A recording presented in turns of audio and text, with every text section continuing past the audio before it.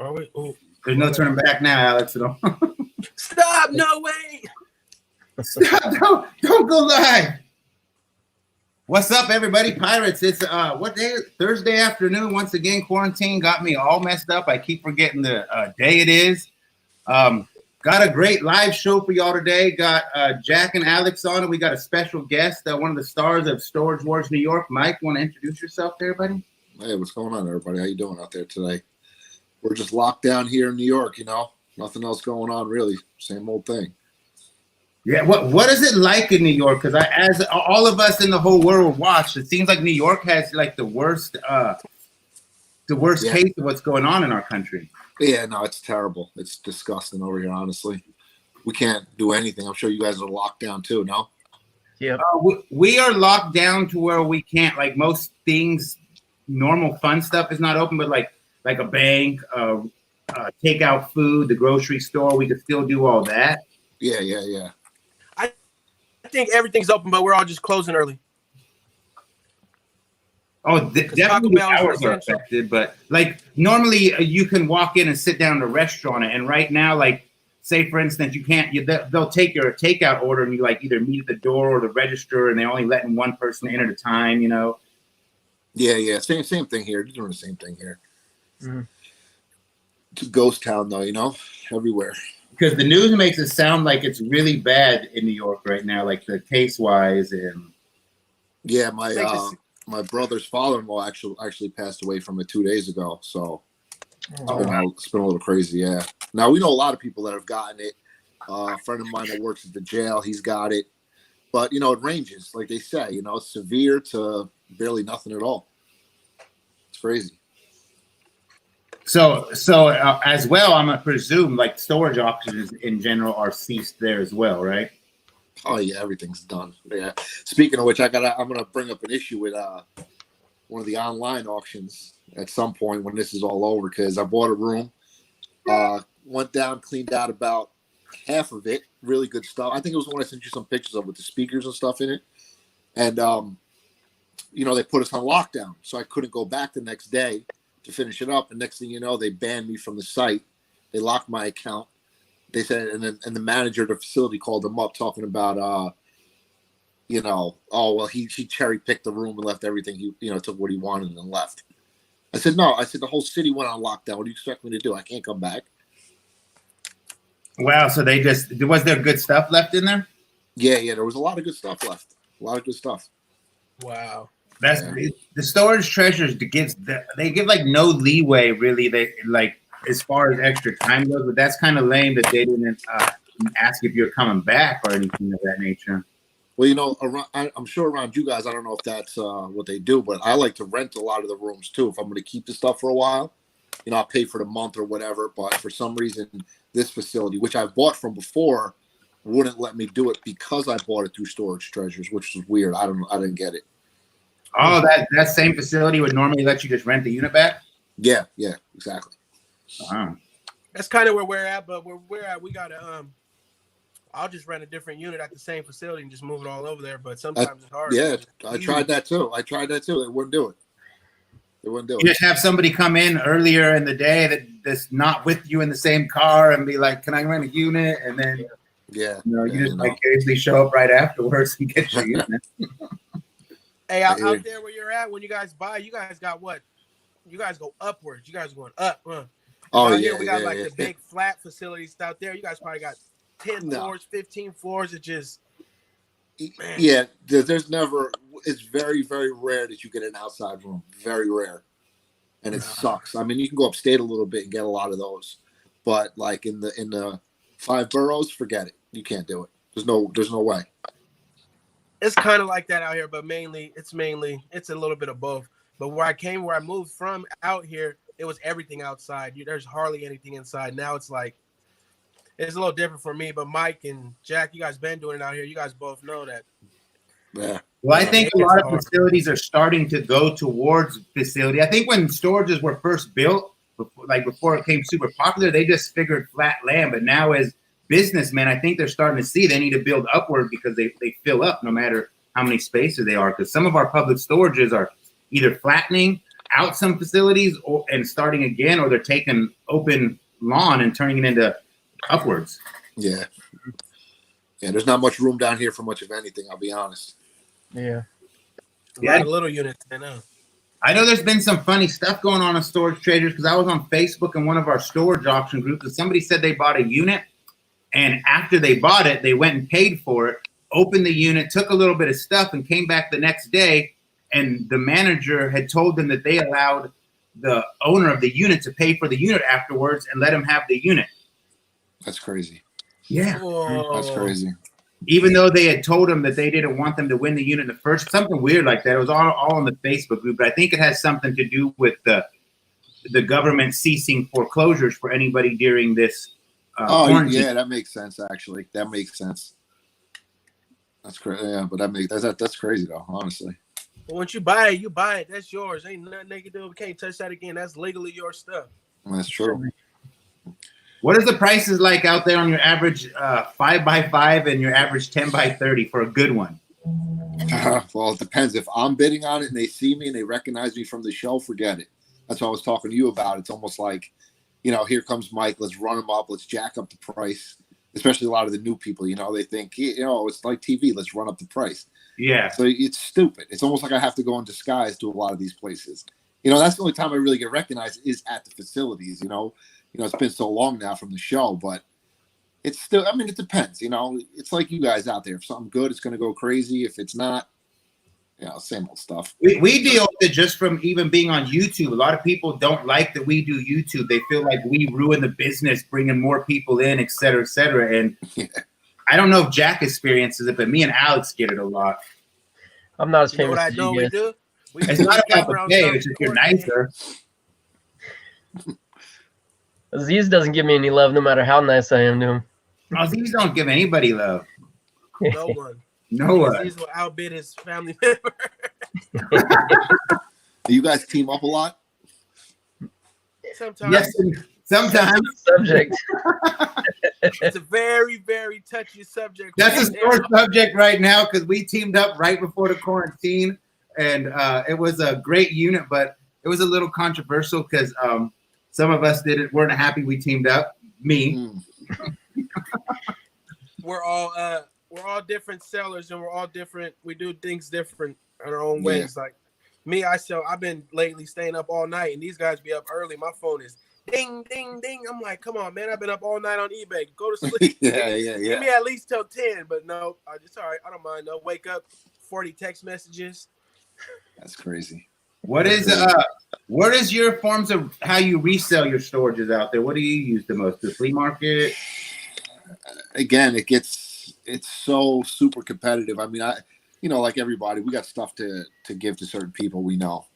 If I get, whether it's mechanic tools, I know who to get it to. Whether if it's computer stuff, I know who to get it to. Once in a while, I'll do, like I said, if you come up this way, we could do the Meadowlands flea market at some point. That would be fun. A giant stadium. They have their big flea market outside. That's cool. But as you all know, that's a ton of work. You guys do it all the time. So, Oh, yeah. Yeah. It's not easy around here, though. We sell like at the flea market generally Mondays, Wednesdays, Thursdays, occasionally Saturdays and Sundays. Yeah. I miss the market. Me too. I miss outside life, period. You guys are really, really like don't go outside type thing, huh? Yeah, we're not going anywhere. Yeah, no. Yeah, they told us we can go outside, just stay away from people. Like stay 6 feet away from people. It's kind of the same. We could just walk around and do whatever we want to do, but nobody's trying to get sick either, especially around here. Yeah, you got to stay away from that. Yeah. Oh, it's breakfast time. See, I'm working late. Oh, wow. Look at that. You're making everybody It's all gravy, baby. Yeah, I'm kind of, and in some ways, I'm glad because I was getting tired of the flea market. Like, I like storage units. I just don't know how to get rid of the 90% fast enough to where I could be out buying more units and less trying to sell a bunch of garbage. But I know, man. It's that's the life, That's what truly sucks. Me, honestly, I like the market. I love it. I love the people there. The money. Oh, I'm right at home. That's like me. You put me in a bodega in the Bronx, I'm fine. You know, I love that. That's me with the people. Yeah. But again, like you said, you got to just dump it, get rid of it. You know, close, dollar piece, take whatever you want, fill up a tote for $10, take it and go.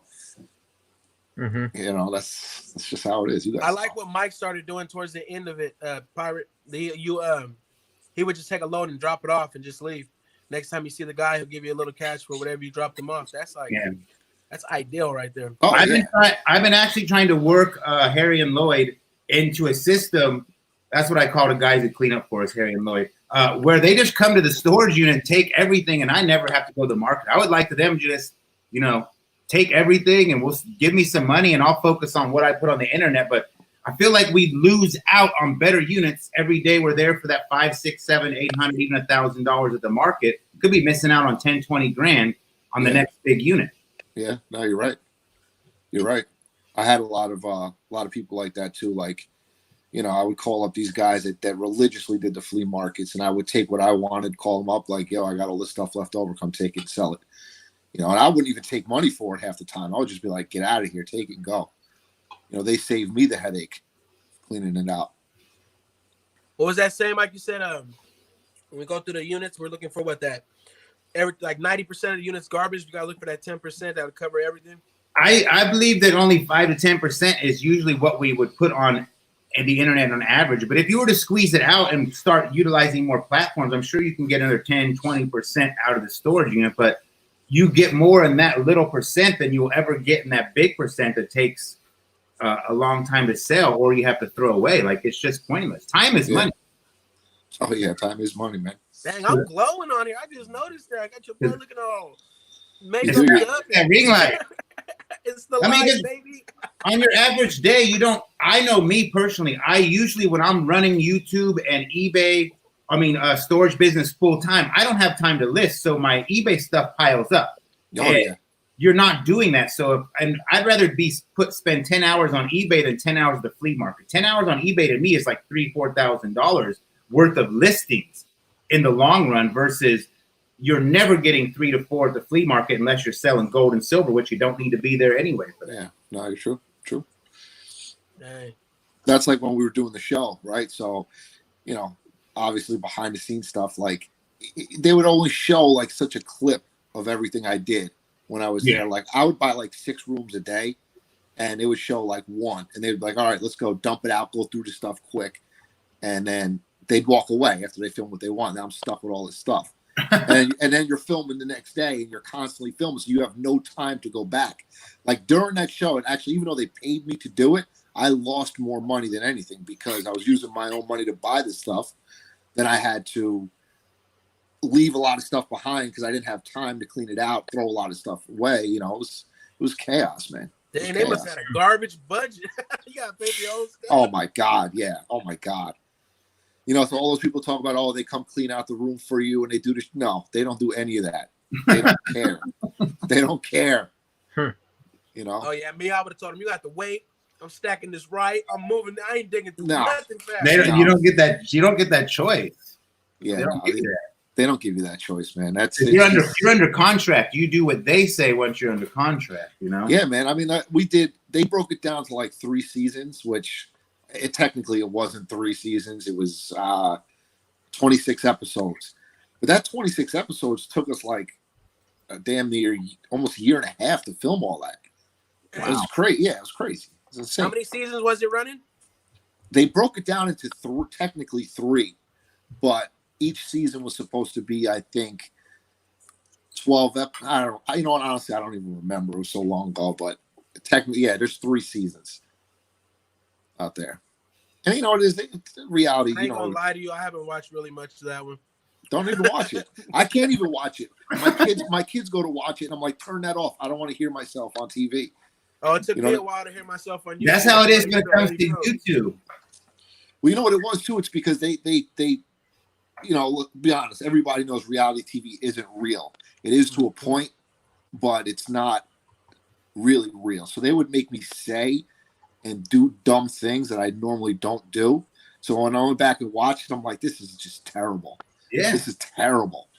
That's why I told these guys that when I did a couple episodes of Story Hunters, the thing that pissed me off was the contract said you waive the right for us to shame you. So it's not even you having to hear yourself. It's the way they present you. They could take 7 words, make it into 2, and all of a sudden you're cussing or you're saying something foul or embarrassing, you know?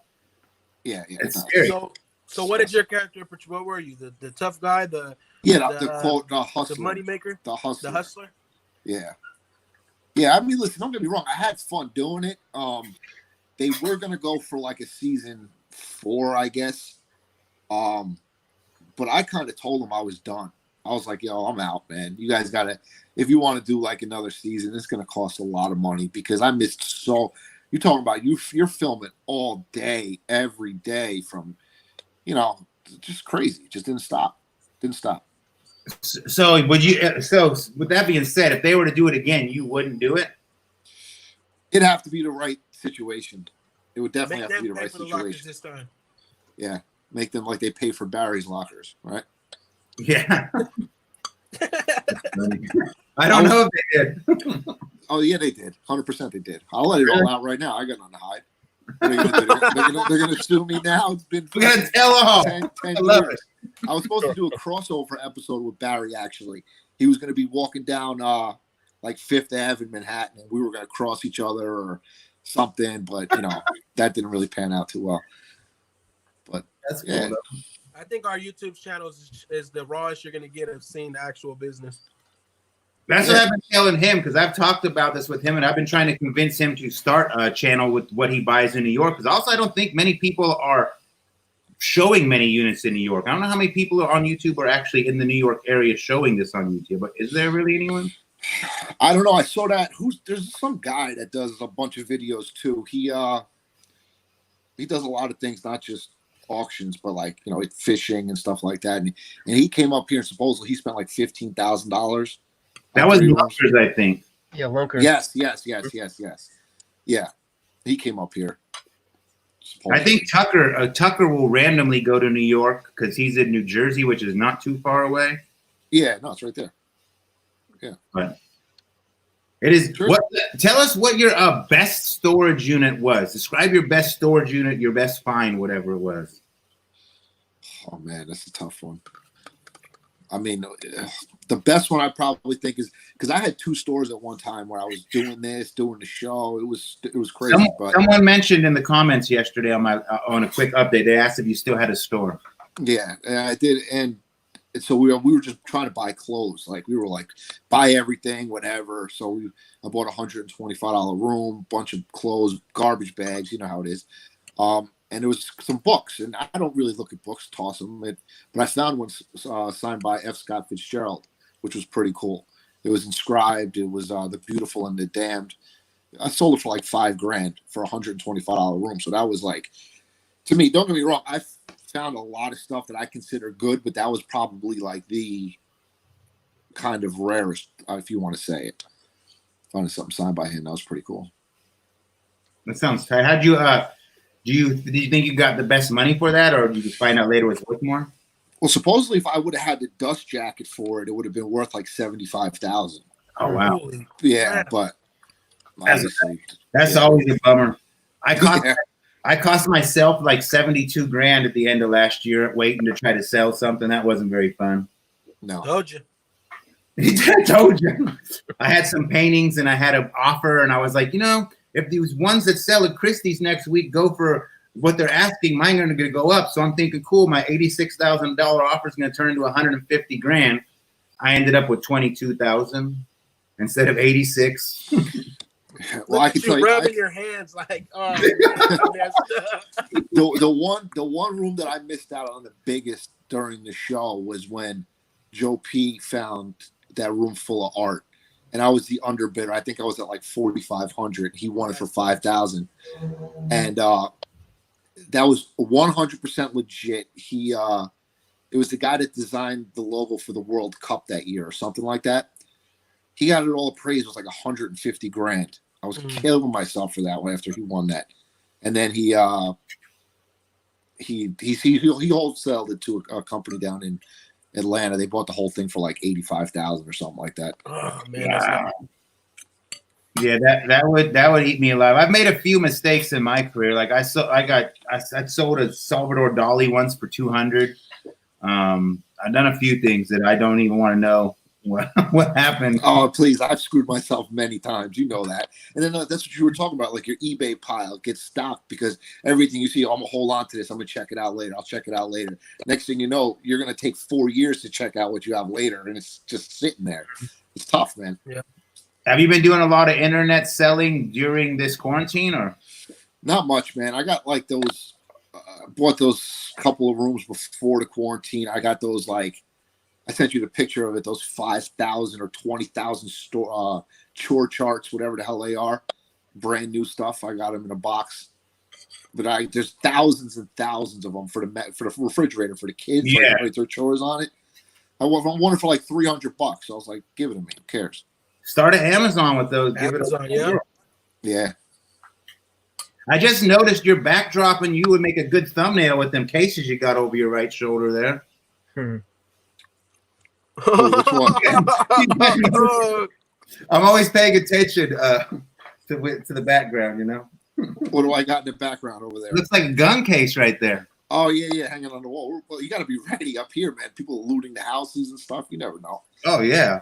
I heard somewhere a couple by where our friend Benji lives, they were doing some home invasions last week, I guess. People are knocking on the door and they tried to home invade somebody's house. Another one is they're walking around with masks trying to get you to try one on, and it's got like chloroform and you just pass out at the door.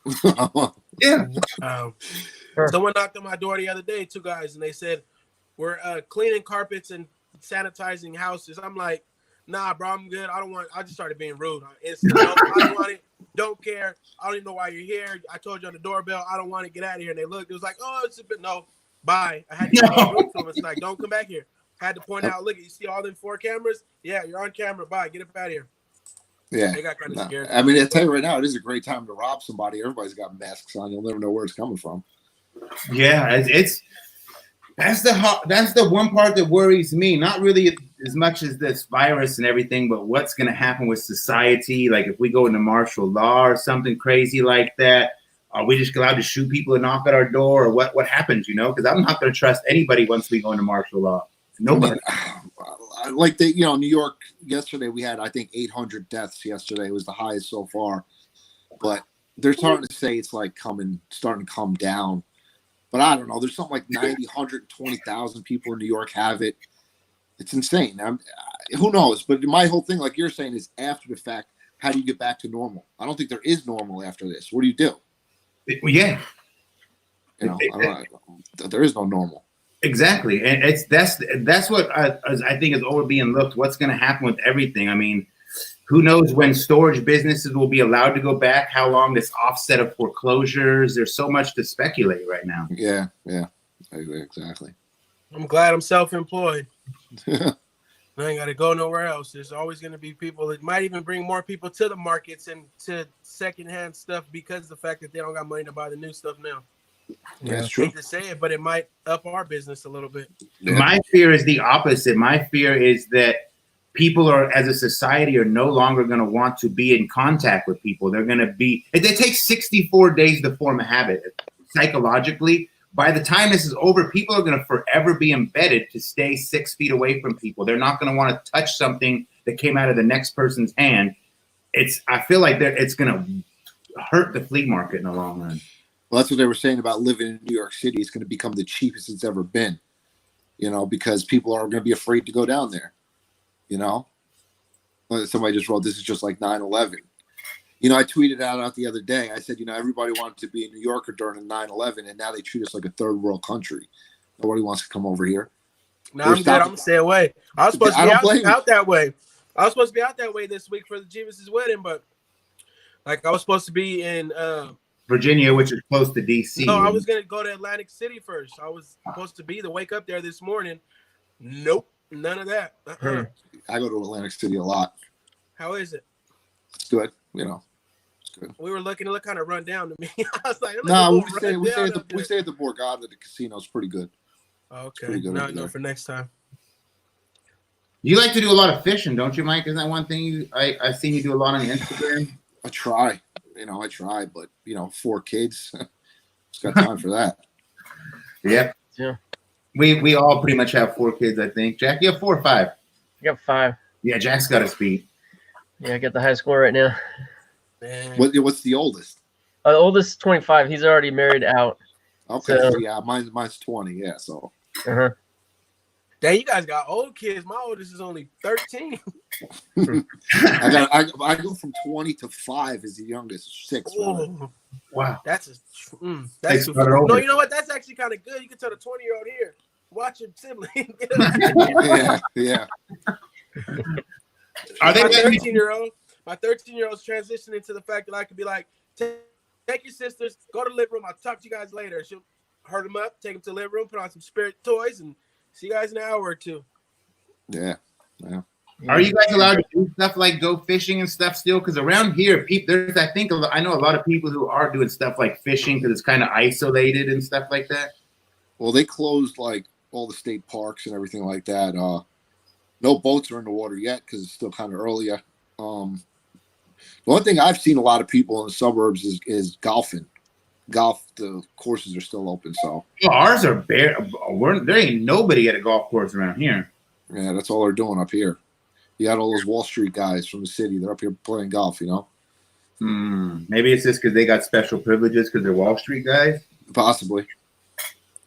Because around here, they're dry. I don't see driving ranges though, but I don't see nothing like that. The state parks are closed, but we do have a lot of water that you can access that isn't like a state park. So Yeah, my daughter goes to the University of Arizona. I seen somebody just said golf here in Arizona.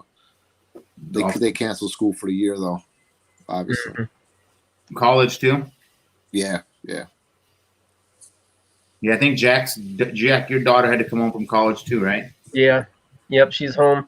She's doing. They just started this week the home study.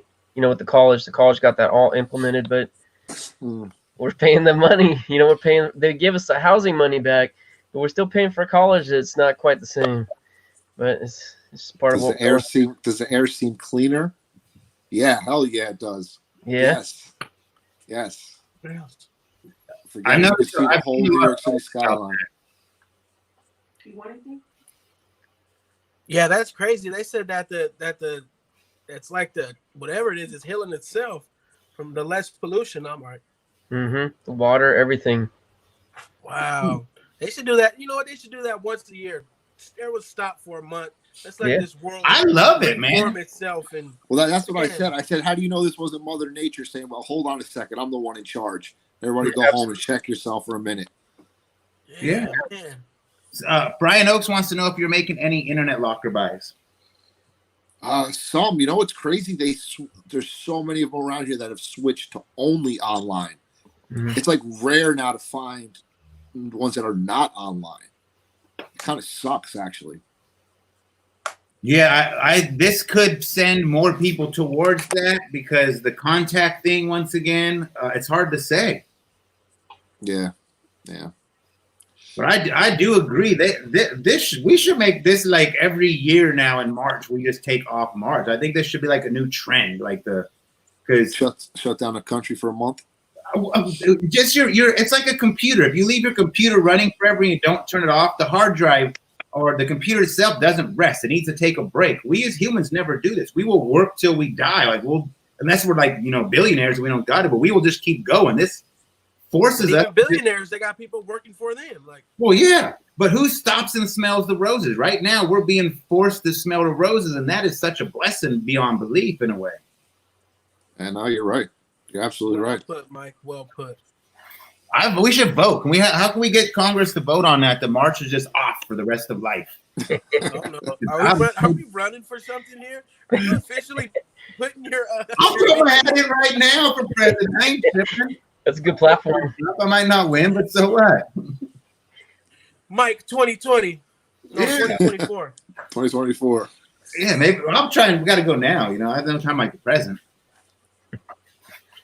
It's hard to say. I don't know. I've found this time as a blessing. I see a lot of people just stressed out and stuff, but I try to always look at the brighter sides of things. And I know that I've got more time with my kids, more time for stuff I didn't normally do.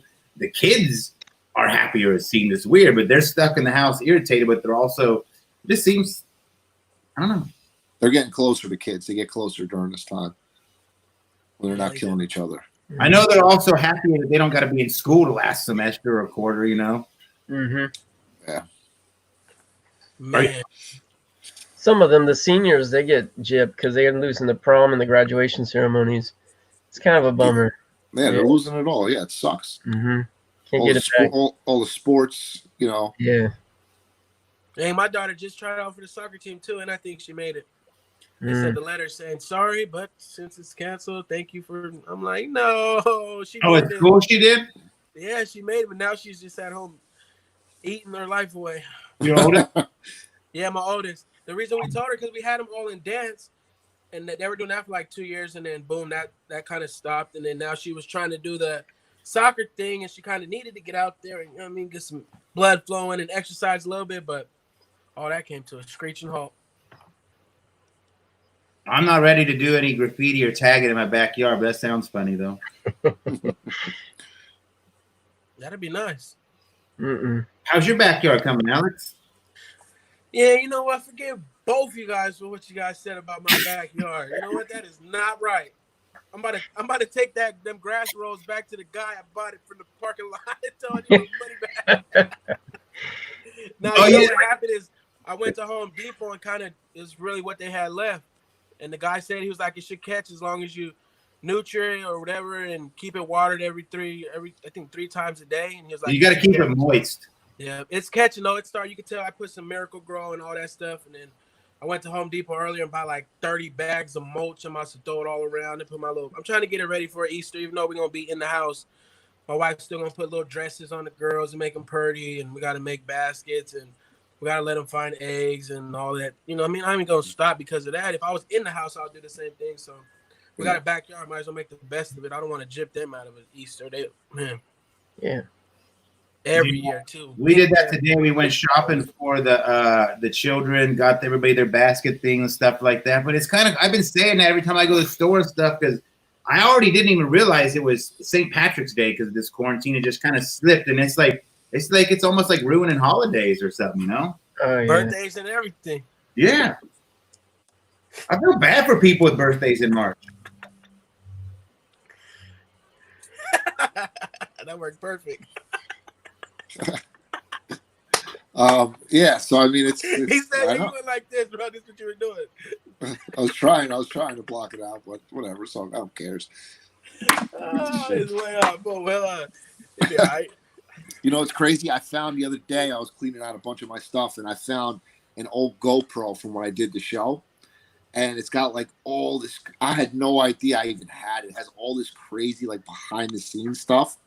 Like really raw stuff, and I was gonna post it, but I was like, I better not. That'd be a nice way to start. Start your YouTube channel, exclusive footage. Until lawyers from A&E come knocking on my door. Or you could lose it. Give it to somebody. Yeah, you're right. I lost footage. Yeah, that's been tough for us. Me, Jack, and Alex is well, I guess Jack has as you can see in Jack's garage, he has an endless supply of boxes. But trying to keep our YouTube channel alive with the content people are used to versus cooking dinner or running to the grocery store as accessible footage. But it's kind of hard keeping our videos going because of this. Or buying lottery tickets. Yeah. It's bad. I know, man. I'm just gonna make a video and be like, you know what? I'm retiring for these next 2 months. I'll see you guys in 2 months from now. What happened to your staring at the camera video? Oh, you know what? I'm gonna do that. Next video, I'm gonna just sit like this for 15 minutes. All right, peace out, people. I'm gone. That's it. That's my next video. Just gonna stand there, right? I don't think you can sit there for 15 minutes without moving. I really don't. Do I smell a bet? $5. I thought you only paid $1, gentleman's bet. I know, but you would probably be more apt to do it for $5 than $1. So I have to just see if I can get you to do it. Jack, you want action on this? Yeah. What about you? You can cash out me something. All right, Mike, you're on. $5. I don't think you'll do it. All right, I'm putting a video out. Oh, you know what I'm gonna open on camera, Mike? Let's open some on camera. Box you gave me to open. Yeah, that's What'd you say? Hopefully what? Hopefully ain't nothing in here that's not supposed to be in here. No, I would never do that. I already know. Oh yeah, I forgot about that box. Did you get one too, Dad? Yeah, I I mailed didn't you show it on one. our live. I forgot to. Yeah, it's. I mean, there's no secret. If he opens up his, you're gonna kind of see what you got. Yeah. I was gonna wait for a video, but I got a mystery box that I got from somebody. Yeah. It looks extremely big. I gotta open that up. That'll be my video on Friday after my live auction. Don't forget to tune in, guys. Let's see what we got here. Okay. What is these? Those are from Tucker. That's a pair of socks for Liz. There was one or two before claims claims. All right, some socks. from Tucker. Shout out Tucker. Appreciate that. That's something a subscribers made us like a year ago when we did a collab, and then maybe not quite a year. Oh. See, I got one right up there, somewhere right there. Frame this. To storage stalker. I'm gonna frame It says. Look at the back. It says your name on the back. Yep, that artist made one for all of us. I believe they sent one to the Hales too, out east, and they sent me a bunch and asked me to give them to everybody. I sent one to Renee, I think. Jeebus, I gave his the other day. I haven't checked my my PO box in over probably a month and a half now. You want me to send you some mail? No, I'm gonna go check it. That'll be a video. Oh yeah, these are. You know, I wear high socks. These are going on instantly, and they look thick. Hope they don't make my feet stink. Hey, check them out. Salmon Tuck. Nice.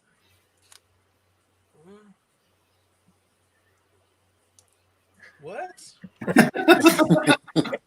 Whoa! Hey, whatever. I showed it already. And what I'm most excited about is free paper to pack, baby. That's what's up.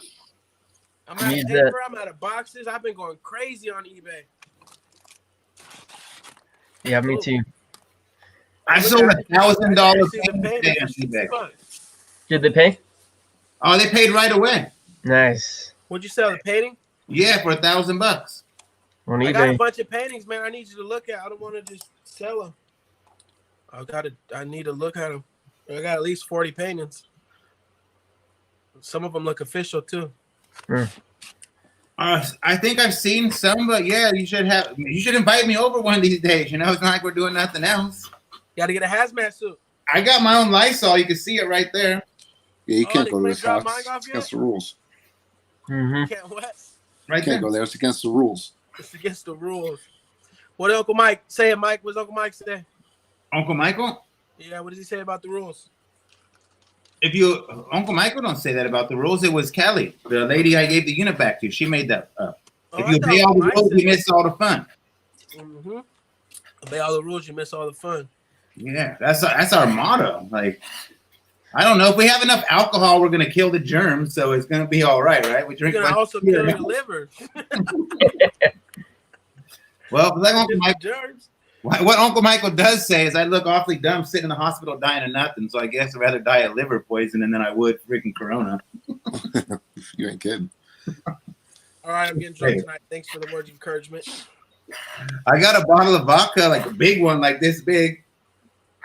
They were talking about banning the sale of alcohol. Who was? I seen something. You know, you can't. I read a lot of stuff. I got to stop reading stuff. We're going back to the Prohibition days? I don't think so. They also said that they're gonna you're gonna get a fine if you don't wear a mask in public.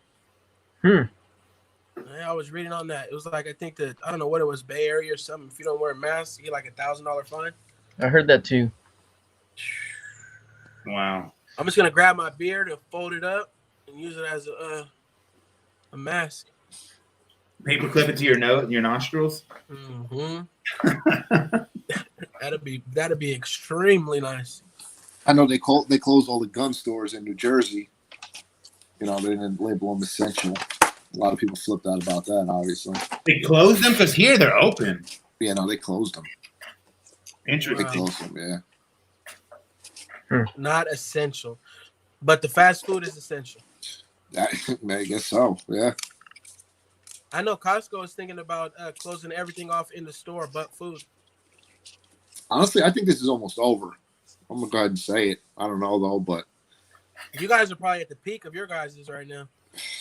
I don't know how much worse it could get. Wasn't like a person a minute for like a full day or something like that? I mean, it's been averaging like, I mean, about 150 people a day die in New York, you know, on average in the city. Now it's like anywhere between 6 to today was almost 800 yesterday. So it's a lot. It's a lot of people, man. Yeah, I know. When I go like into the city, like Frisco, or like when I go out to LA or something, when I'm in the city, I don't like that. Like it's too many people, and I can only imagine how New York is. You guys are just people on top of people on top of people. Like, Yeah. I can't do it. I cannot do it. I'll just walk around just pushing people like back. Give me my space. Who's the one who said our governor said September? Where are they? Trespassers. That's they're in LA, so they're in California. No, not September. I thought it was May. Right now we're on May 3rd, but that I don't know. I'm thinking May 3rd is the best I know about how long we're on this. Whatever. We'll get past it. We're human and we know how to survive. Why do you think they're closing the gun stores out there? Because to me, that's weird. Like, Jersey's pretty crazy. I'll be honest with you. Certain parts of it. So they probably were just like shut it down. I know I have one friend who has been trying to transfer some guns to somebody's name who's buying them from him, and they're having trouble because it's super busy and stuff like that. Like it's literally like lines down the road at every gun store. Yeah. Actually, you know what? I think the gun stores might be still. Well, yeah, no, they're still closed in New York too because they're non-essential. They closed those patch too. Was pretty tight. Yeah. That patch. Yeah, that patch is tight. I must have earned it on one of my hats. How long have you been buying storage units for? Oh, please. I don't know. Let me think. We filmed the show, I think it was 2012. I did it probably about 4 years before then. 2008 maybe started. 2007, somewhere around there. Yeah, that's interesting. So right when the recession was. Oh, yeah, we were killing it. Yeah, absolutely. That's about what I started too, I think, because the recession is what made the furniture business stop having free stuff. So I started looking for other ways to get stuff to sell on the weekend. Yeah. How many units do you buy, like on average? Like, say on an average week or in a year, how many units do you think you buy? It depends, man. I told you, it's like it's. I'll tell you right now, that show ruined it for me. It ruined it for me for being able to just go out and buy like I used to want to buy, because everybody, like the only people that actually bought rooms on that show were me and Joe P. Everybody else, they weren't auction buyers.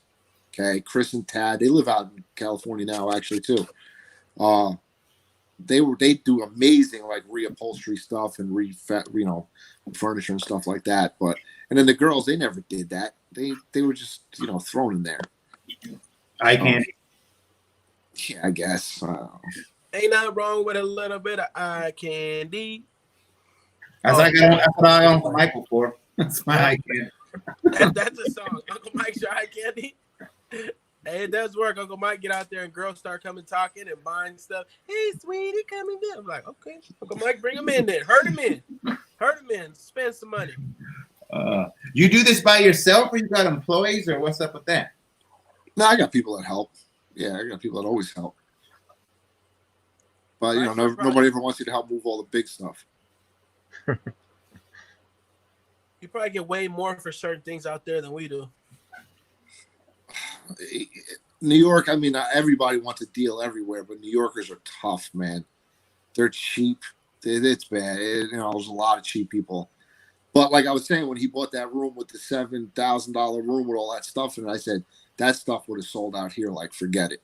You'd have made a killing. Is it like a regular market or going to something like Brimfield?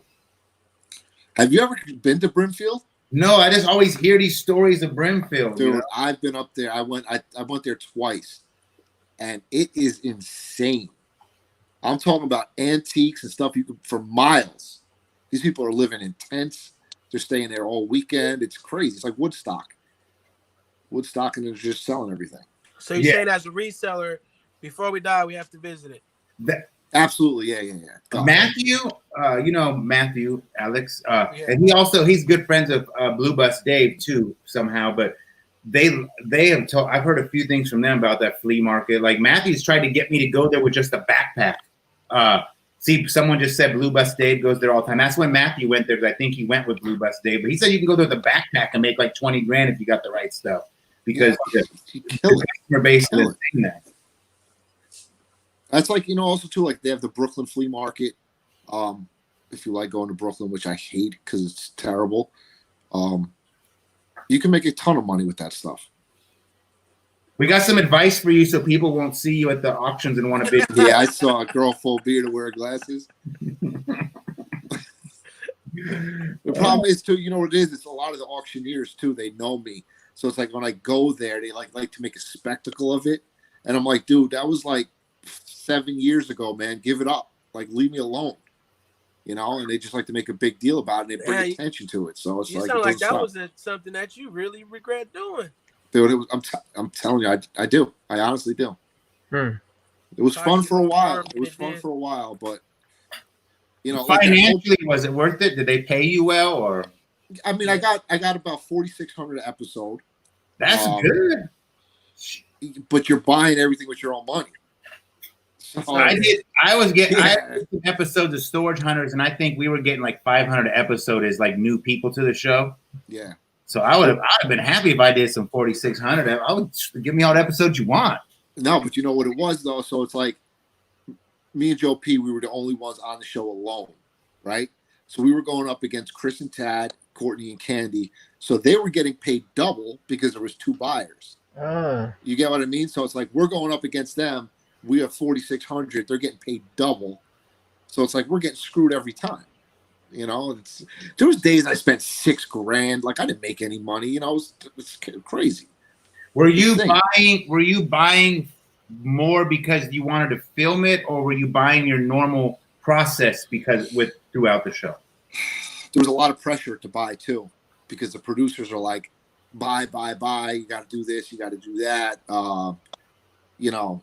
And then they would pick the one room they want to film. So you would buy 6 of them. They'd pick one, film half, and then go. Now you're stuck with all 6 of them. And you're like, I got to sit here and clean them out. Meanwhile, I got to film a thing 3 hours from now. So how do you expect me to do all this? They didn't care. They were telling you to buy a lot, but they weren't only filming like 20% of what you bought? Yeah, I think it was like one of the first early on episodes, which I thought was pretty cool, and it was actually my idea to do. When I bought it, they actually followed me around while I sold a bunch of stuff, which was a lot cooler. And what I heard when they were doing this show, they were going to do it different than the one out in California. They were going to do more of that, like after the auction. Like instead of me pulling everything out, oh, that's $20, that's $40. Half the stuff we're making it up as we go anyway, because we're going through it so fast, we don't even have time to really look at anything.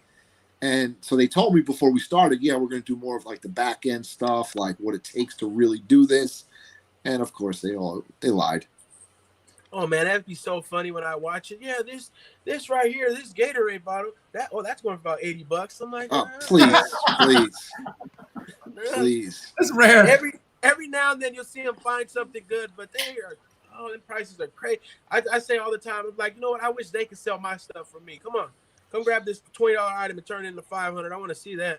So one episode we were doing in the Bronx. I found what was it?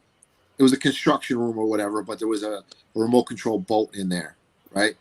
And they wanted me to go get that appraised. We got to bring this to go get checked out, blah, blah, blah. It's part of the second half of the episode where we bring it somewhere. And, but I found all the brand new, the blueprints to Yankee Stadium. The new stadium that came out, like the giant contractor book, like the thing weighs like 90 pounds. This thing is awesome. And I was trying to convince them, like, can we get this checked out? This is more interesting. No, we got to go get the remote control boat checked out. Like, come on, man, this is fucking stupid. It's stupid. I mean, really, come on. Yeah, they sound like they were kind of special for that one. TV producers always see things a certain way. Like that, you can't tell a TV producer anything outside of what they think is going to be fun to watch, or et cetera, et cetera. Well, it's like when we're sitting down in the show, and you've probably watched it all, like the LA ones, whatever. When they're sitting there and they got the boxes behind them in the chair, and they're talking as they're going through, like that's not me saying that stuff. I'm being told what to say during that. You know what I mean? That's not me coming off the top of my head, because those they do the interviews afterwards. Sometimes they're a week after the auction's already done. Oh, yeah. You know what I mean? So that's where they're making you be somebody that you're not. And that was my kind of whole beef with them. Like, guys, and I would just do it because I would fight them so much. Like, they'd be like, say this, do that. And I'd be like, no. But then I learned the faster I just did what they wanted, the faster I got out. Oh, yeah. You know what I mean? So I just did it. Let me get out of here. You know? There's a I hate to say it, but you know, they slip up a lot too. There's an episode on the one with Daryl and Renee and everybody, I think that's LA, where they show their mistakes in the editing. Like they walk by a unit and it's all perfect, and then they're still walking by and the unit's all messed up, and then they walk by the unit again and they're still in the bidding process, and then it's messed up again. And there was the one where they found like the $3,000 Eskimo pie dispenser or something, and they totally showed that it's very high potential that they were putting things in there because of the way that they slip in the editing process of not being authentic. Absolutely. Like I know a lot of people have said, oh, they plant. I wish they would have planted, because half the stuff I found while doing it, I was like, guys, what is this? You know, they do. It's weird to me, because what you do is when we're going through, I'll win the room. They put their lock on it, the producers, with their key. So I don't even get to touch the room. Even your own room you paid for, they lock it? They lock it on the show. They lock it. So then usually like a day of filming would be, we go in the morning, we do the auction. And now keep in mind, in New York, I don't know what your guys' auctions are, but if you go to a New York auction, sometimes there's 75 rooms going off in one day in one facility. Like, I don't know if that's anything remote like what you guys have up there, but it gets insane. I think the most I've ever been to, I want to say it was 120 something rooms in one day. It was a marathon, dude. People could not walk at the end. They were like, they don't want to go anymore, you know? But so like at filming day, we do the auction, go lunch, right? Come back, they'd film you, open it up, go through the stuff inside, and they would have to call what's called Greeking the room, you know, make sure there's no labels showing, because they don't want to pay the price to use somebody's logo on the show. And, you know, it's TV, man. That's what it is. You know, I went to an auction once in LA for a big auction. It was like 150 units, and I only bought one. I coincidentally outbid Mark Palelo on that unit. It was the only one that I bid on, and he bid on the same time, but it cost me like an arm and a leg, because the whole kit and caboodle at the auction that day. But yeah, those big ones are a lot more fun in my eyes. I'd rather see 100 units than so would I. Absolutely, yeah. But like if you watch like the earlier episodes of the original Storage Wars, right? When it first started, they were paying a ton of money for it. Every single room they were paying for. And now if you watch any of the new ones, I don't even watch it anymore because I know it all. It's like stupid to me to watch it. They don't pay anything. And you know why? Because they got smart, because they're not getting paid what they used to get paid. These guys were making, talk about money, they were getting like $30,000 an episode. Yeah, not more, some of them. You know. Oh yeah. Yeah, I'm getting like $30 an episode on my YouTube.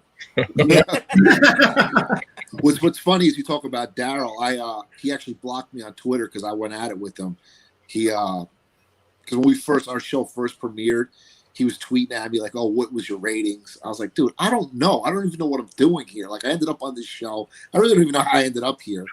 And I was like, "I don't know, man. Go look at it yourself." And then he started running his mouth, and then I just fired back at him, and then he blocked me. But you know, whatever. Tough guy. Hey, put it this way: a little secret insider information here. Dave was never supposed to get fired. Daryl was supposed to get fired. Just keep that in the back of your mind. Okay. Wow. You heard it here first. People Breaking news. Breaking news. You heard it here first.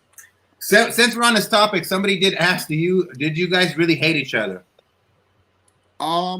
Anybody on the show per se or whatever? Because I think on the shows they try to make everybody out to be like an enemy.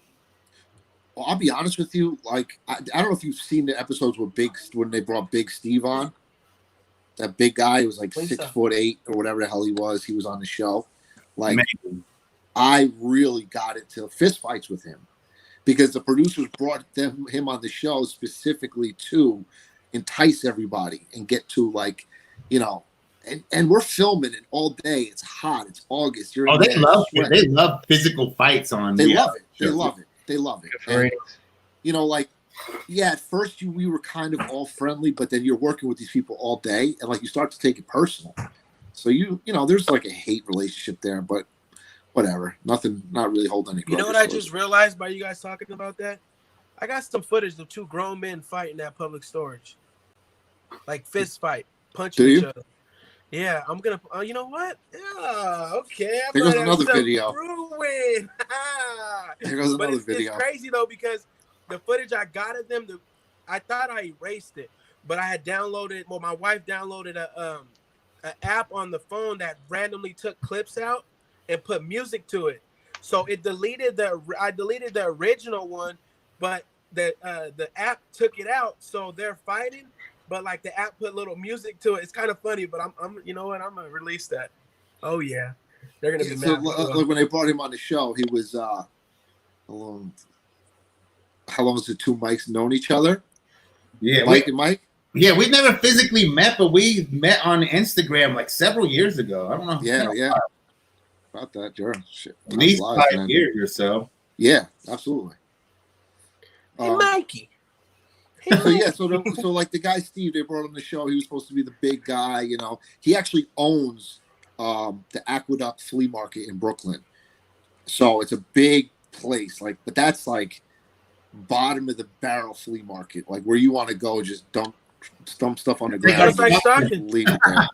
After we take our stock and stuffer. Yeah, so they brought him on, and we got physical a few times. They actually cut out a lot of the stuff because he was a big guy, but he was a bitch. You know, I mean, he didn't have any heart. I actually slapped him. I guess that's on camera. Who won in the fights? I mean, I slapped him a few times on the camera, and they never showed it. So I mean, what were they doing? How are you gonna not show the actual blueprints from one of the most iconic baseball teams ever, and then not show 2 men slap each other? I don't know. Come on. I don't know. That's what we call YouTube gold. Like, yeah, you know, the opportunity comes up. Even if 2 people start the littlest argument at an auction, every one of us is grabbing the cameras like, "Ooh, come on, fight!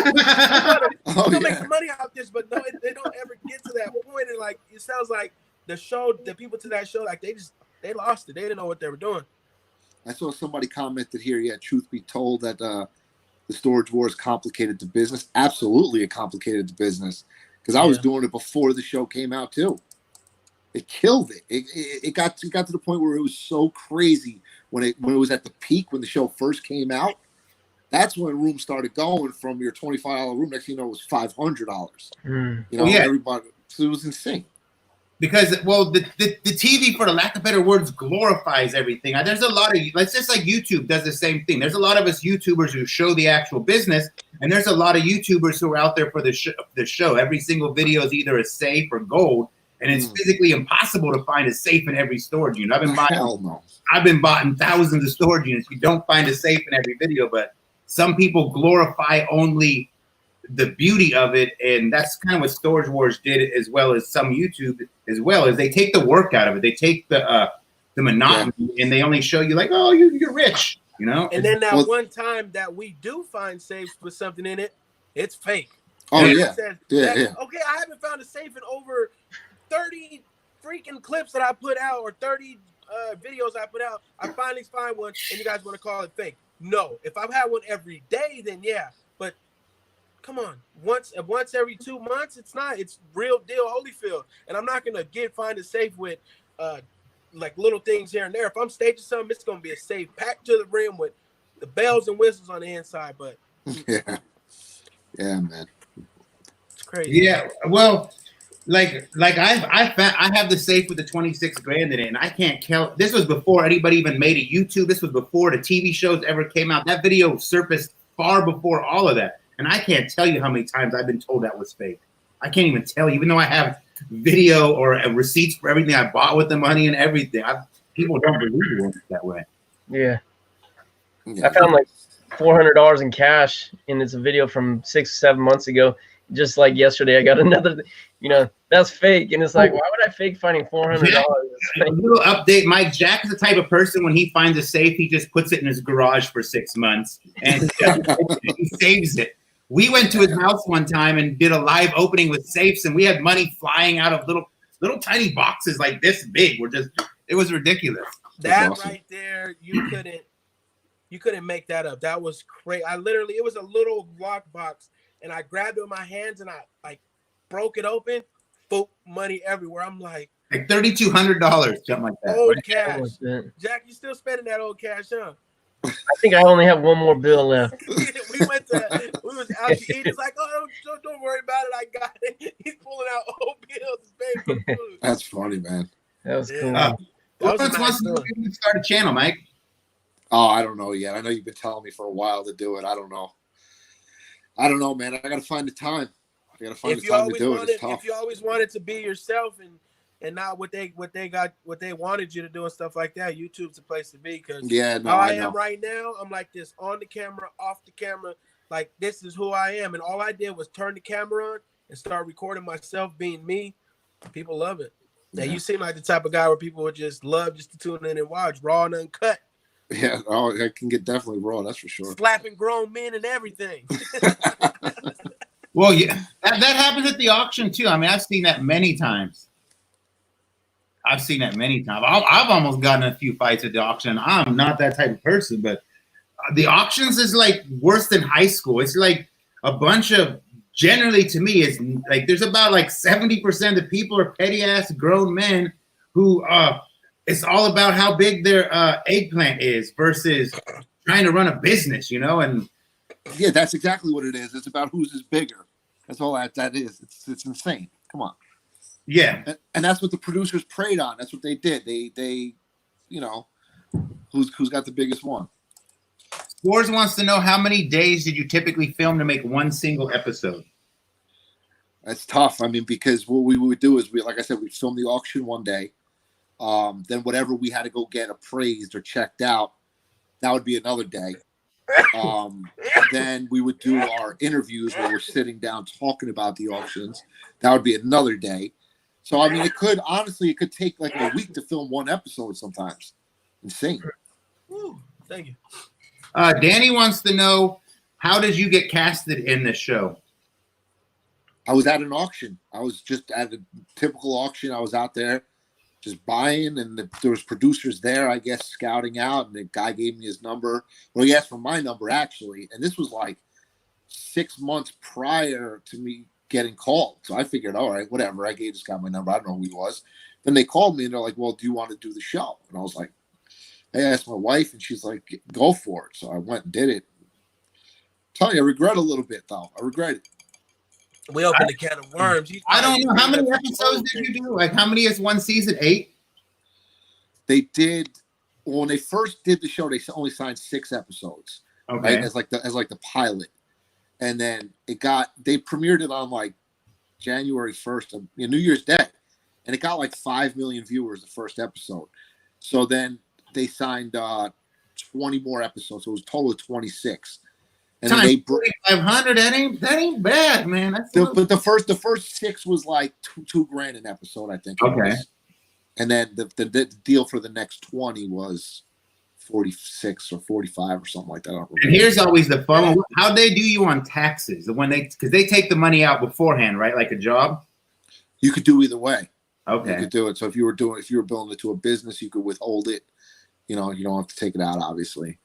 Or you could have them take it out. Because when I did it, they took like $600 of $1,000 from my taxes. Like, it was so insane because of the acting union crap or whatever. Yeah, you have to join like some. That's like if you Google my name, it comes up with an actor. I'm not an actor. I know what you're talking about. I'm not an actor. Hey, when you really think about it, though, that's not even good money if you're spending your own money to buy. You're spending your own that's money. Basically, you're doing your regular business, but now you got someone all in your mix. Like, it's not worth Exactly. it. So you're spending. If you're getting 4,600, you're going to these auctions. You're going to have to outbid people. So you're probably spending $2,000, 2,500. Okay, then you got to pay the labor to get the stuff removed. All that stuff. So by the time you're doing it, you're not walking away with anything. Yeah. See, they would have to be paying for the units and then throwing something on top, because it's like, honestly, that ain't cool. That's not cool at all. Well, the guys in LA, when they were getting 25, 30K an episode, fine.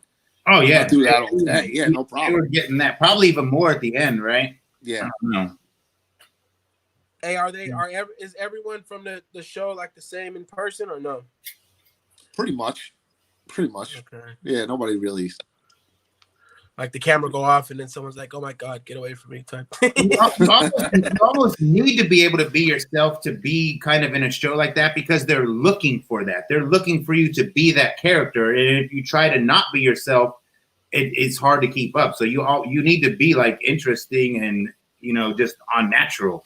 Yeah. To get picked in certain positions like that, because I've applied for a lot of, like, I have the video on my computer still, but there's like a 15-minute video that was my audition for Storage Wars LA. They called me and asked me for it because I was applying for lots of stuff, and it isn't easy to get on a show sometimes. Like, wait, so where's that tape?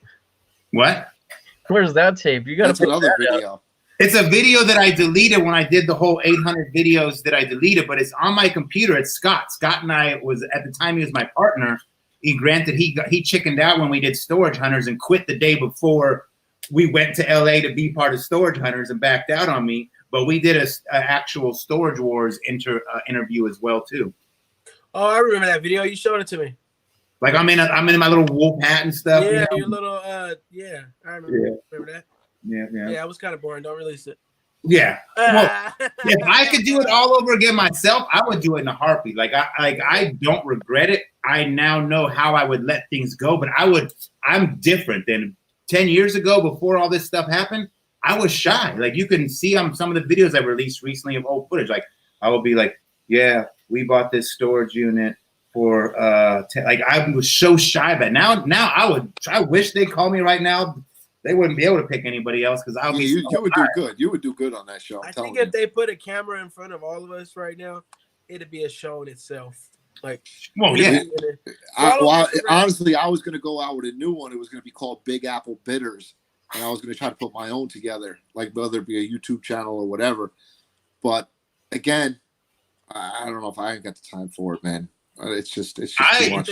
I think at the time, I don't mind doing a what is it? Go out there and these New Yorkers don't want it. Yeah, you should. I told you guys you should all come out here.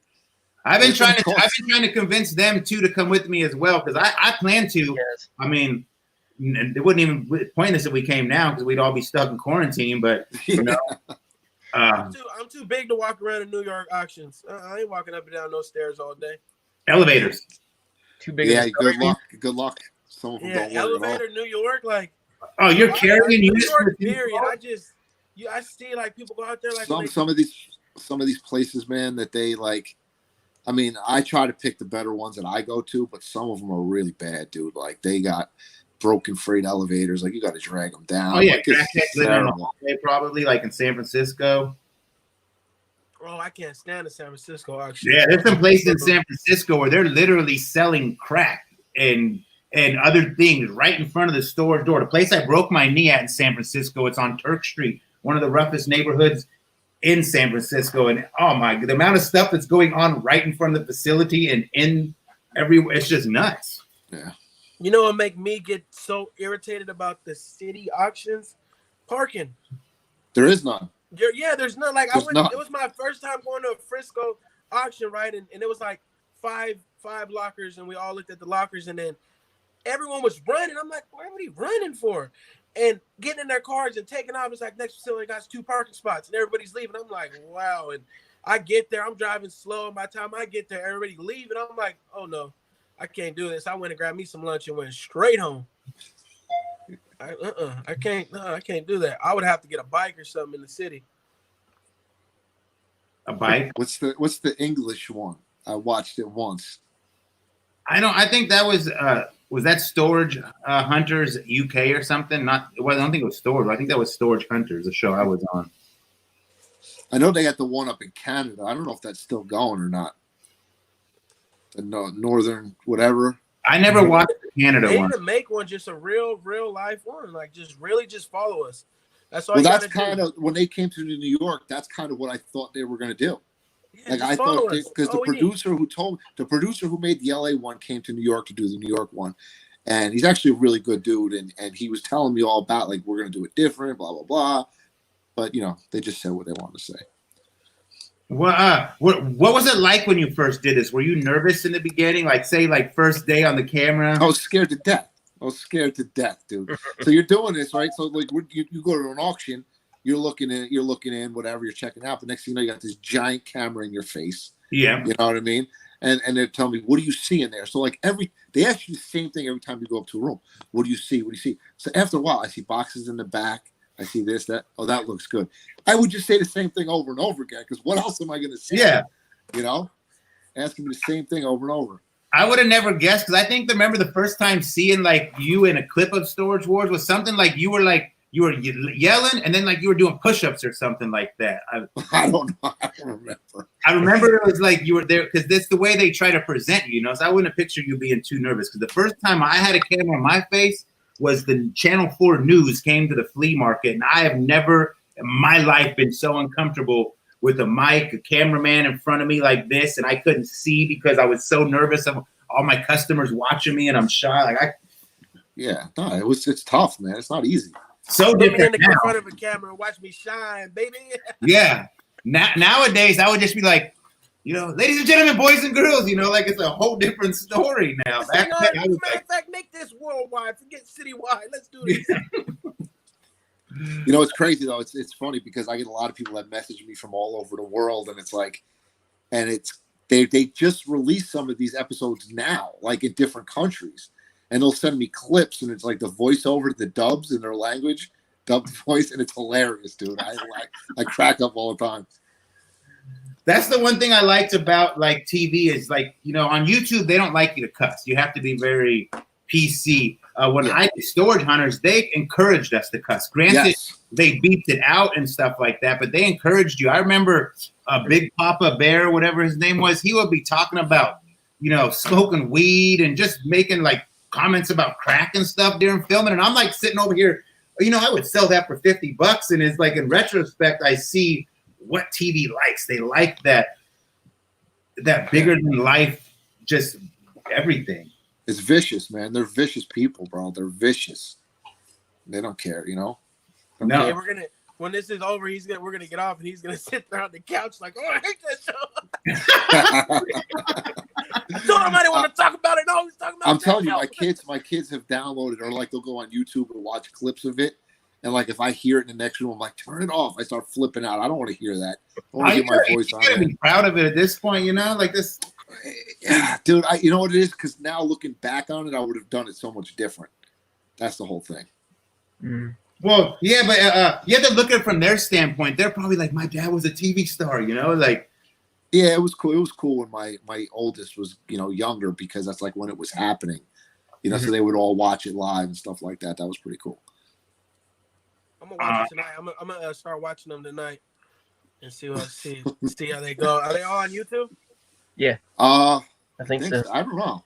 Yeah, you could just type in like Storage Wars in New York, and it'll bring up that specific genre, or, you know. All right. Yeah, I just hung a TV up in my garage. I must put it on and watch it while I work. I think they're kind of different too. If you watch it, wouldn't you say New York had a kind of a different style than they put in LA, or you think it's similar? I ain't gonna lie. No, it was definitely different. New York looked like a bunch of just like I'm just that man crazy person type thing. Like very cutthroat, I think it was. Again, that's how they made us be. You know what I mean? It's not like me talking to you now. Like if we were to go to an auction now, you would see the real me having fun. Like, yeah, if somebody starts something, there's going to be a problem, but it's not always, you know, 100 miles an hour. I'm willing to fight everybody 24 hours a day, but that's how they wanted you to be. That's how you wanted you to be.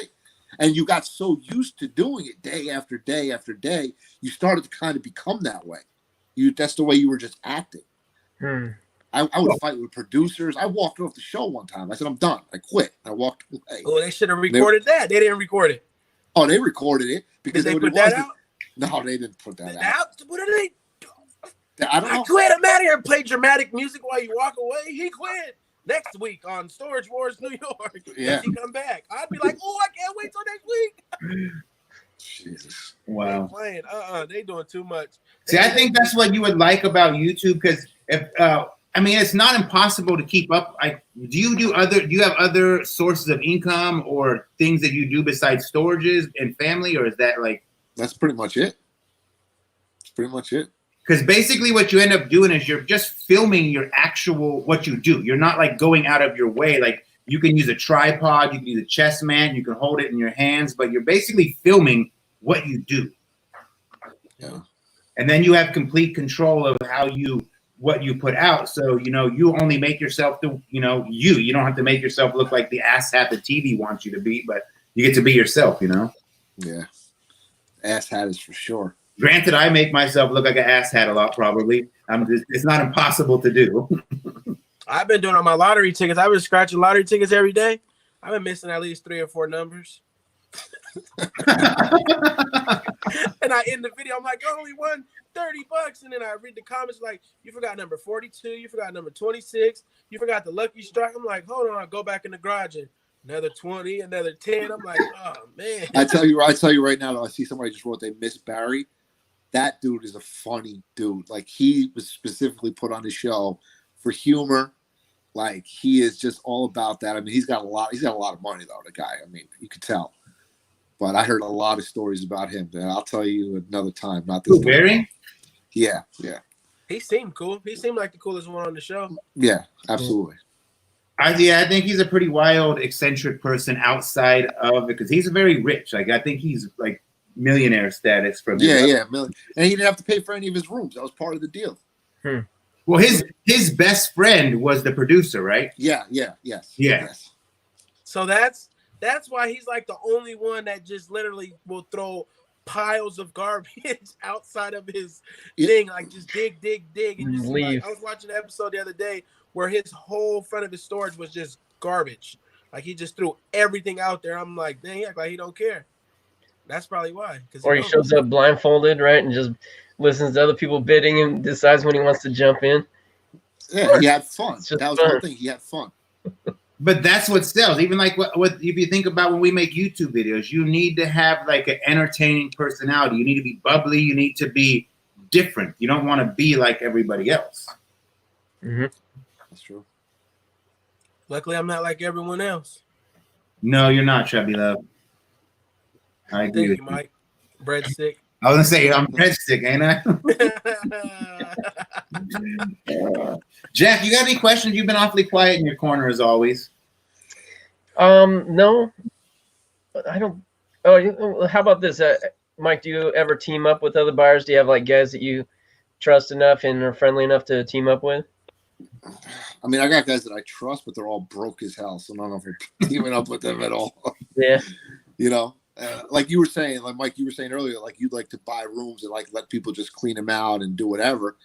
Can't trust anybody though. Well, I wouldn't let them clean it out till A, I made my videos, B, I picked everything that I thought I could put on the internet, at least get my money back, make some profit. I wouldn't say, hey, let me know what we found. No. You found nothing. Because to me, I mean, as a businessman, I want to make money, but also YouTube videos are very important to me. It is a stream of revenue. I need to put out a video every day, so I have to stay on top of that. Yeah. And I'm pretty sure these guys feel the same way too. Oh yeah. Is there I can't wait till this anything is over. Is there anything or anyone you miss from the show? Dang, it was that bad. Crickets. Nothing. I mean, like bad. John Luke, the auctioneer, he was really cool, dude. Like he was like a real, true like person. No, I don't miss a goddamn thing. Show, honestly. But it was cool. Like I saw parts of the city that I didn't even know existed filming that show. And I've lived here my whole life. Like I think the one show I filmed with, I found a microphone on. They made me sing on camera, which was terrible. I went to, I think it was called the Magic Room. It was an underground recording studio, and I was singing on the mic. I think that David Bowie recorded his last album on, which was pretty cool. But it's like this little underground, recording studio where Guns N' Roses, like everybody recorded there. What's that that? Cool. Season 1, 2, or 3? I don't know. I couldn't tell you. I want to hear you sing. Oh, please, dude. I told you, whenever you watch that show, just remember in your head that I did whatever I did to get out of there as soon as I could. That was it. Real life. It's like wrestling. I believe it all. That's it. If they wanted me to say that, I was saying it. I was leaving. Yeah, like this will be quick. It did be quick. We filmed. I'll never forget the time we filmed the intro to the show. Right, so the intro is like, it's crazy. They bring in this like $300,000 camera that goes super slow motion. We were on the rooftop in New York City, dude. We were up there for like, I think 7.5 hours filming that thing, just to get the intro. That's literally, I think 15 seconds or 20 seconds in the beginning of the show. 7.5 hours up there from when we get to like 3 o'clock in the morning.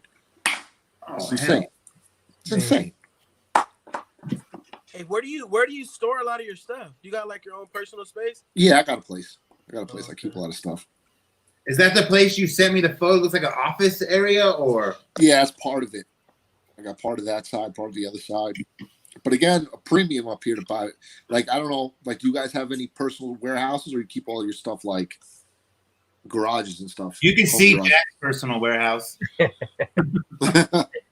not a green screen. But I got a couple of storage lockers, that we just alternate as we get stuff and go through stuff. Yeah. No warehouse. What's rent like there on, let's say, a store? I have a 30 by 30. That's my warehouse. I'm paying $600, but I got a screaming deal. That's why I haven't moved out of it. But the average 10 by 30 at, say, public storage is almost $400 right now. Mm-hmm. 10 by 20, I'm paying 100, well, 210. Well, I got a pod myself, which is... You guys have pods out there or no? Yeah. What do I pay for that? It's cheap. It's like $150 a month. So you have a unit that you have to literally have them pull out every time you want to get into it? That's stuff from my house, like my wife. Like put the stuff in there. Okay. That type of stuff. But That's no, like that. 10 by 30. I mean, it depends where. I mean, you can find some cheap ones. Don't get me wrong, but. Going on over there? Oh, sorry about that. I'll tell you right now once it stops. We'll wait. Don't worry. Yeah. I had to look outside real quick because I went outside to get my trailer. I had to go to Lowe's and pick up a refrigerator for my brother-in-law. And when I get in the truck and I'm driving, I pull up to Lowe's and I look in the back of my trailer and there's like 6 bags of garbage, some old weave, a couple boxes of old shoes, an old desk chair. I'm like, someone threw their garbage in my trailer. So I get in there, I start moving it around. I got an open trailer. And I'm like, you know what? Let me see something. The people throw their mail away with their address in my trailer. I'm like, all right, I got you. I Google it. 2 minutes from my house. Pulled up to their house earlier. I said, hey, you guys threw garbage in my trailer. What you guys gonna do about it? You want to pay or do you want me to leave it right here? And they're like, oh, well, so-and-so's not here. I was like, I got you guys on camera for one, and you guys left your address. She was like, well, he'll be home in 30 minutes. I said, no, I'll just leave the garbage. Took all the garbage out the trailer, left it in the front of their driveway, and just drove off. I'm not playing all that. And yes, I recorded it. It'll be on YouTube shortly. Okay. What's the title of that video gonna be? You know what? I don't know yet. Maybe illegal dumper, and then put like a person illegal dumping or something. You got to use caught. Something caught. Yeah. Caught in the act or something. Caught. Yeah. But I haven't had that happen to me. Like, it's because you ain't got an enclosed trailer. This open trailer is crazy. Like the skunk they threw in my trailer, that wasn't cool at all. Or when we were at the market that one day, I empty my trailer at the market. Oh, I love an empty, clean trailer. Wonderful. My trailer's like 18 feet, and came out of the market. Big old sofa and it looked like, what else was it? Like a China set in the back of my trailer. I'm like, how does someone get time with all these people to throw a whole couch and a China set with everything in the back of my trailer. Man, that got me so. Justin has a good idea for you. One man's trash. One man's trash is not my treasure. That might be a good title right there.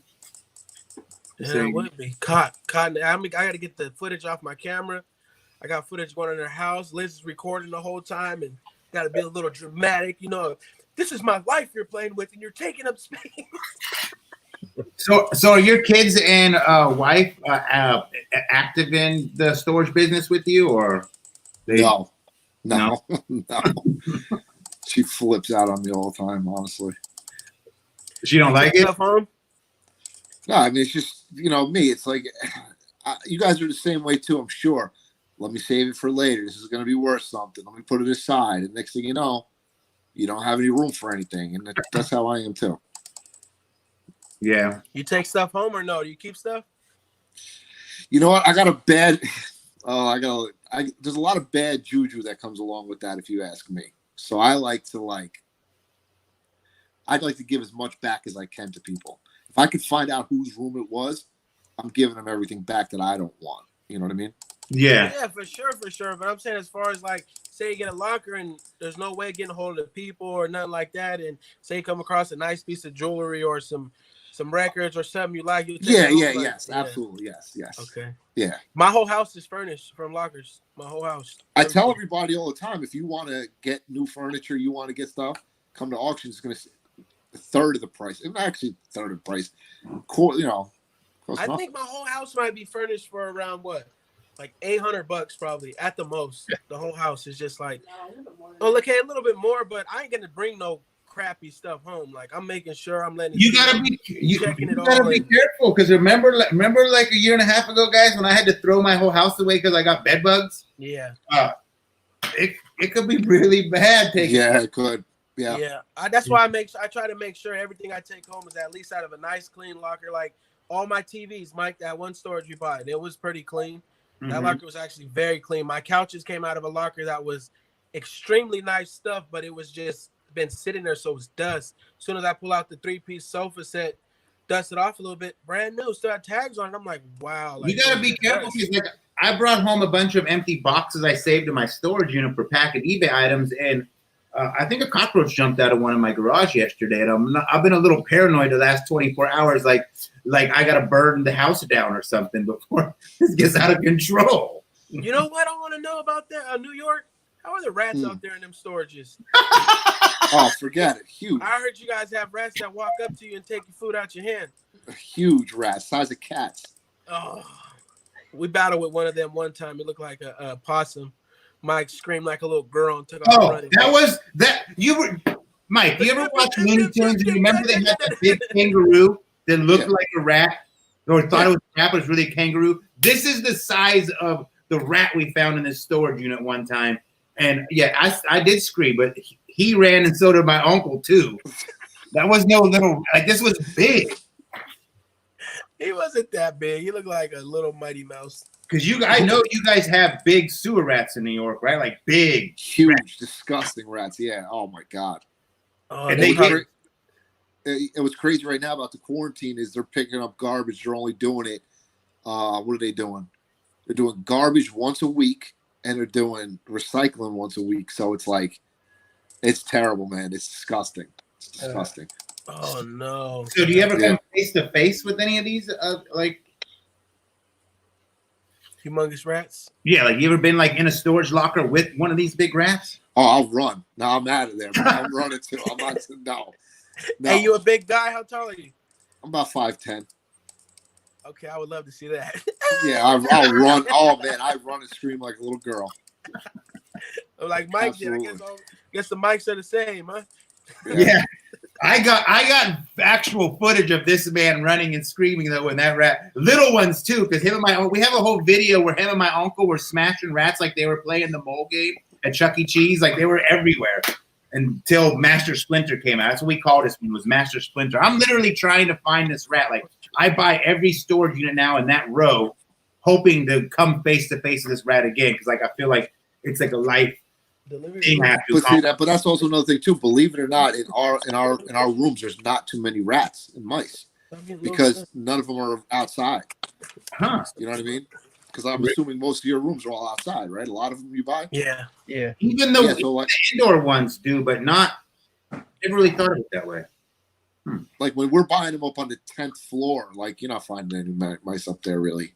Interesting, because we get rats for days around here, but we also usually a lot of storage facilities are built near a field, built on the side of a crook or a creek or something, you know. The one that we got though that had all them rats and that big rat, and like when we started that one, I think the people literally like opened a claim against the facility because of that the rats tore their whole unit up. So basically they just paid them and they left it, so it went up to auction, but it was still good stuff. We found good stuff in there, but every box from the beginning to the end, rat pee, rat poop, mouses in every, like when we started getting ponds of rat pee on box, like literally ponds, perfect circles. The rats were eating perfect circles out of the box, and we started getting towards the back, and you could tell that we scared the mice and the rats all to the back. So like the last 10 boxes, each one probably had about 4 or 5 mice and rats in them, alive. Like I can tell you right now one story that I bought a room again. Was when I was opening one of the stores, and it was boxes. You wouldn't really tell what it is, but bought it for, I just needed stuff to put on the shelf, stuff to sell. It was cheap. It was like $150. I bought it. Dude, it was boxes of Bibles, right? But in the middle of this like huge room full of Bibles, there was like a nest in the middle of the room. And it was just like they built like this shrine around this nest of Bibles, like to protect it. But this really freaked me out for a while, I'm not gonna lie. And in this nest, there was an egg, right? And like I thought it was like one of those Easter egg fake eggs, like somebody was doing whatever. Let me tell you something. I squeezed the egg because I thought it was fake, and it broke, and the smell that came out of this thing. But I swear to God, I unleashed like the Antichrist by doing that. Like somebody was trying to protect that egg with all the Bibles stacked around it. Freaked me out, dude. Freaked me the hell out. Wow. That is weird. Yeah, it was, like we've all found this, like, you found everything when you do this. Oh, yeah. People's home movies, home photos, like or guys dressed up certain ways. Yeah. Oh, please, all the time, especially in New York. That's a given. I found some real. Tell us what your worst storage unit is. Oh man, I don't know if I can even say it. Yes, you can. I'll tell you what mine was. I found 35 baby fetuses in a garbage can. That's disgusting. Yeah, that's terrible. Well, mine is not that bad, but all right, I'll tell you something right now. I'm not homophobic. I don't care. Gay, straight, whatever. You're cool with me. It doesn't bother me. Gay guys have the best taste in the world. They have the best products in the world. I love those units. I believe that. I bought one. Good deal on it. Now I'm talking about quality stuff. I'm killing it, right? I come across their personal collection of things. Now, supposedly there was oh my God, so there was jars in this room, okay? Oh, don't tell me. And in those jars was certain things that, I don't even want to say it, but it was labeled like dates, like date and time, like so-and-so ejaculated. It was disgusting, bro. I don't want to get into it, but it was disgusting. I still kept all the stuff though. I didn't give. He said I still kept all. Maybe it was a bank or something. You never know. No. Because I found their like home photos and stuff like that. No bank. But that was pretty nasty. That was pretty disgusting. Maybe they were planning for the future if something was to happen to them, and maybe they wanted to be real. I don't know how you're supposed to keep that stuff cold. I would imagine. I don't know. Christ, man. Oh man, that sucks. Yeah, I don't think we really found nothing too bad, right, babe? Nothing too bad. Not at all. Huh? No, think about it. Food. Yeah, just food and rats and stuff. Yeah, that's disgusting. I never get that why people put all the food in there. I mean, to me, I'm like, it makes no sense at all to put any type of food in there. See, what gets me is when people put their refrigerators full of stuff. Like you're gonna come back a week later and pick it up. I mean, a couple hours later. Yeah. No, you're ruining good refrigerators. There's one I got last time, and They left the meat in there and they left all the other stuff, but it was a nice fridge. And I'm like, oh, I bought it because of that. Opened it up and it was just like gnats galore and just like maggots. And I'm like, there ain't no way this is coming back. No way at all. And then I forgot what I was just gonna say. I forgot. It's gone. Lost it. You find a lot of guns out there? No, not really. Not as much as you think. I mean, if I go upstate a little bit, yeah. If I go into Connecticut sometimes, but gun laws are so strict out here. I mean, it's like you got to turn them in. You know, if you find a shotgun or something, then it's different. But everything else, you got to turn them in. You can't like here. We can apply to the DOJ and we can process it and make it legal. Are you able to do that in New York? No. It's gone. They're gone. They're taking it. Really? They're taking it. Yeah. You lose it. Alex said check good. Interesting, because I know we're probably really strict out here, but Alex and I bought a unit recently. I found 20 guns in it. I'm talking ARs, shotguns, handguns. We processed every single. I don't know if every 20 you're going to end up being keepable, but we could process anything here. Yeah, but like with handguns too.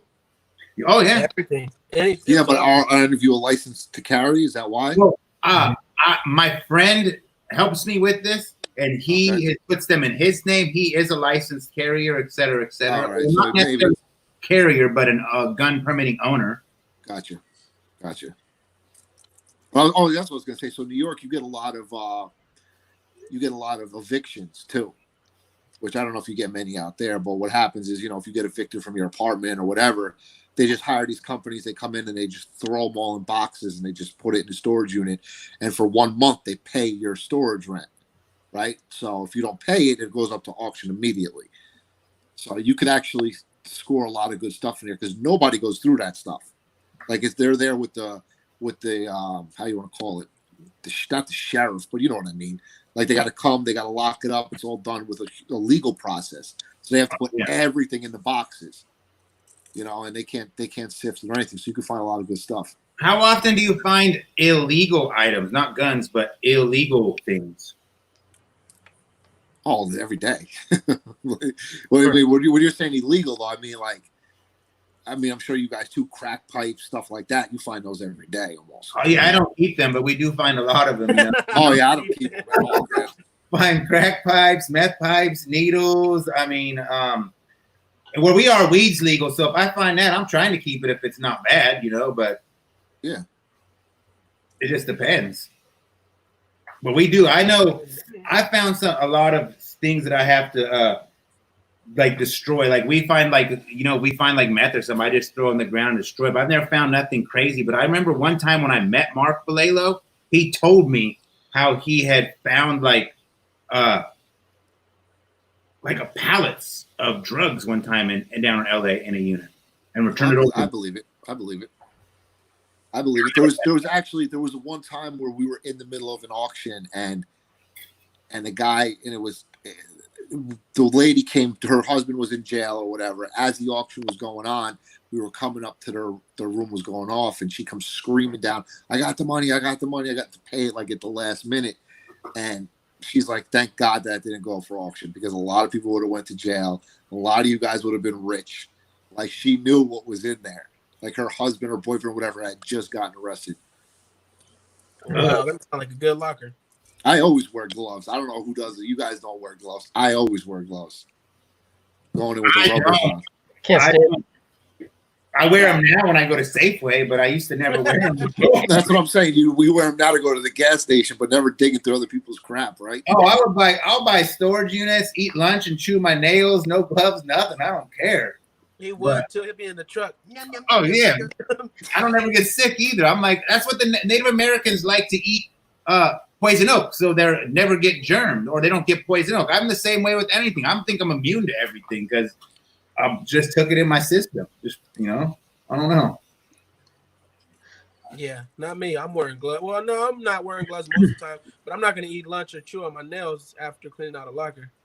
I'm a different kind of breed. So, yeah, we have any other questions, guys? You guys want to ask something? I've said a lot. Locker food challenge. I saw that. That'd be pretty nice. That's a video for you right there, actually. We do that all the time. Like, we've been eating stuff in storage units for the camera for like since at least a year or two. Yeah, a while back. Wow. We gotta stop doing that though. Yeah, well, because everybody copied us, and then so like I'm not gonna. If everybody's gonna do what I'm doing and then say they did it, I'm gonna stop doing it and do something different. Like, I don't care. What are my pet peeves at auctions? I mean, there's a lot. There's, you know what it is, like, you guys know, you see the same people a lot all the time. And again, I'm not racist, not anything. The Dominicans around here, let me tell you something. Oh boy, they are ruthless because they're shipping everything back home. You know, so it's like they want to buy every single room no matter what, and they come deep. They come with like 7, 8 guys to an auction. So by the time you're trying to get into there and look at the room, it's like he's already auctioning the stuff off. I'm like, get out of the way, man. Like, you got 15 people with you. Give me some room. Let me get in there. You know, that's one of my pet peeves. That's for sure. I can't stand people with little eggplants, and they try to act like they got big eggplants by throwing around money. You know what I mean? Like their whole goal is just to outbid you or cost you lots of money because that's what makes them feel good at night when they're laying down. That's my biggest pet peeve. Yeah. I think I did a new report for, they interviewed me for, I think, the Daily News one day or something like that. And I had a whole conversation about that because, you know, like you said, TV makes it look glamorous. Like, you know, so especially when the show first came out, people, they're bringing their kids' college funds with them. Like, I'm going to be rich. I'm going to be rich. And I'm sitting there like, dude, go ahead, keep spending your money, see what happens. I deal with that a lot. I don't know if it's not, I don't know really what it is. I think maybe it's just because a lot of people kind of take me as a cocky person. I try not to be that way, but perception of how I am, people see me as kind of a cocky person. I think that just for some reason they like to mess with me for that reason.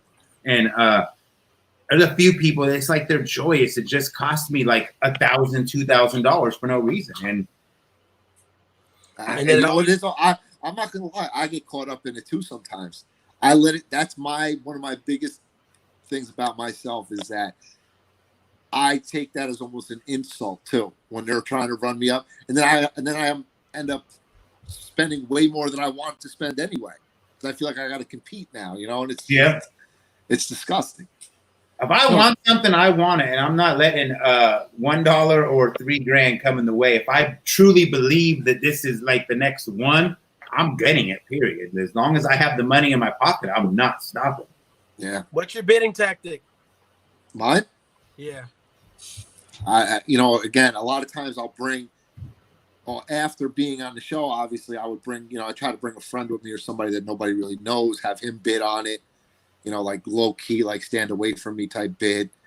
I know a lot of the auctioneers, a lot of them personally, so they kind of know, I'll let them know before the auction even starts. Like when it starts to go, I'm like, oh, I'm in on this. Just watch for me, you know, just watch me, and they'll know. And I just have to give subtle things. That's one pet peeve of mine too. Is slow auctioneers. Drives me insane. You know, going once, going twice. Does anybody want to bid? Yeah, does anybody? Are you sure? Can we screw Mike out of some more money? Look! This kid, look in the unit. This can is for $200. You don't want to bid, like yeah. Oh, that's one of mine. That's definitely. We got some auctioneers like that. You know, they're just like they try to get every dollar they can. Well, we got some. The ones that are usually fast and going are the ones that work for they don't get paid for it. Like what is it, corporate or whatever type of people.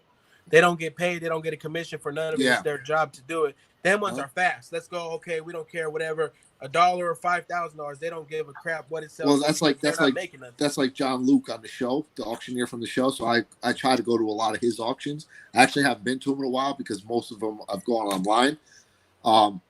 But he'll close an auction. He'll close an auction so fast for me. I love it. Like I'm like you know, $50. Once, twice sold, Mike, you got it. You know, I love it. So you got to, and I grease a few auctioneers too.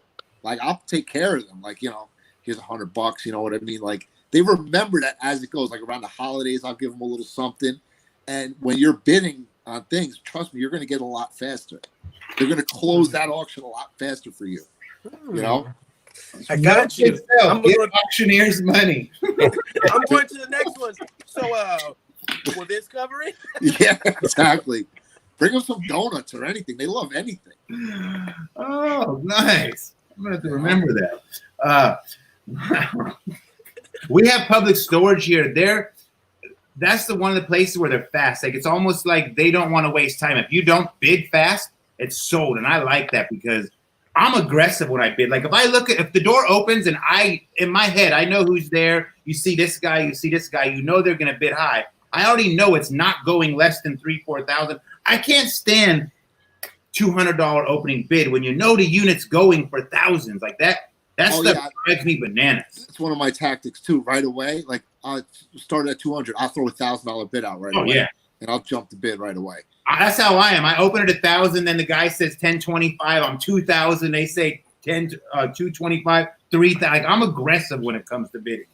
Yeah, you have to be. But a lot of people won't bid against Mike because he does that, and he'll be like 1,000. Most people are like, okay, maybe 100, 500, or whatever. 1,000. Before you know, he's at like 4,000, and this person that's messing around trying to get it for an extra 25 to want to get stuck with. So like, you know what? No, I'm not doing it. You have to be able to use that scare tactic, but you've seen it, Alex. It's cost me sometimes where I'm like, that was fast, a little bit much, but 9 times fast, a little bit. Yeah, it's woo. Where'd that come from? Yeah. I mean, there was one day we were filming. We were doing the vaults. I don't know what they call them out there. They call them the vaults for you guys, like the outdoor wooden. Yeah, the wooden ones. Yeah, those are vaults. Yeah. So I got in a car accident the day before, right? And I knew I had to film. I was kind of messed up, my back, my knee, whatever. I was like, but I got to go to the show because I know they're gonna break my chops if I don't show up. So I was like, I don't have anything to ease the pain. I got a couple Valiums. Let me take them, right? Took a couple Valiums. I get there. Now, they were going through the auction. Next thing you know, I've spent $7,000. I don't know on what. Next thing, and my friend's holding my money from me. I'm like, do I have enough to even pay for this? You know what I mean? Thankfully, I did, but that was a disaster, man. That was a bad move. I should have just been like, I can't make it today. You got to be careful because, like I said, there's people that love to bid me up, but I'd rather win something for a little more than I would find out later that I lost something for that little bit that held me back. You know what I mean? Like, it's a perfect example with the Joe P auction, and he won all that artwork for $500 more. And I stopped. I backed out. The 4,500. He won it for 5,000. I'm so glad I never was an underbidder on a $100,000 locker. 150,000. 150,000. Jack, how does that feel? Jack, you want to tell Mike your story about the time you missed $100,000? Let's hear it, Jack. No, he missed more than $100,000. That was $100,000 in like 2 boxes he missed out on.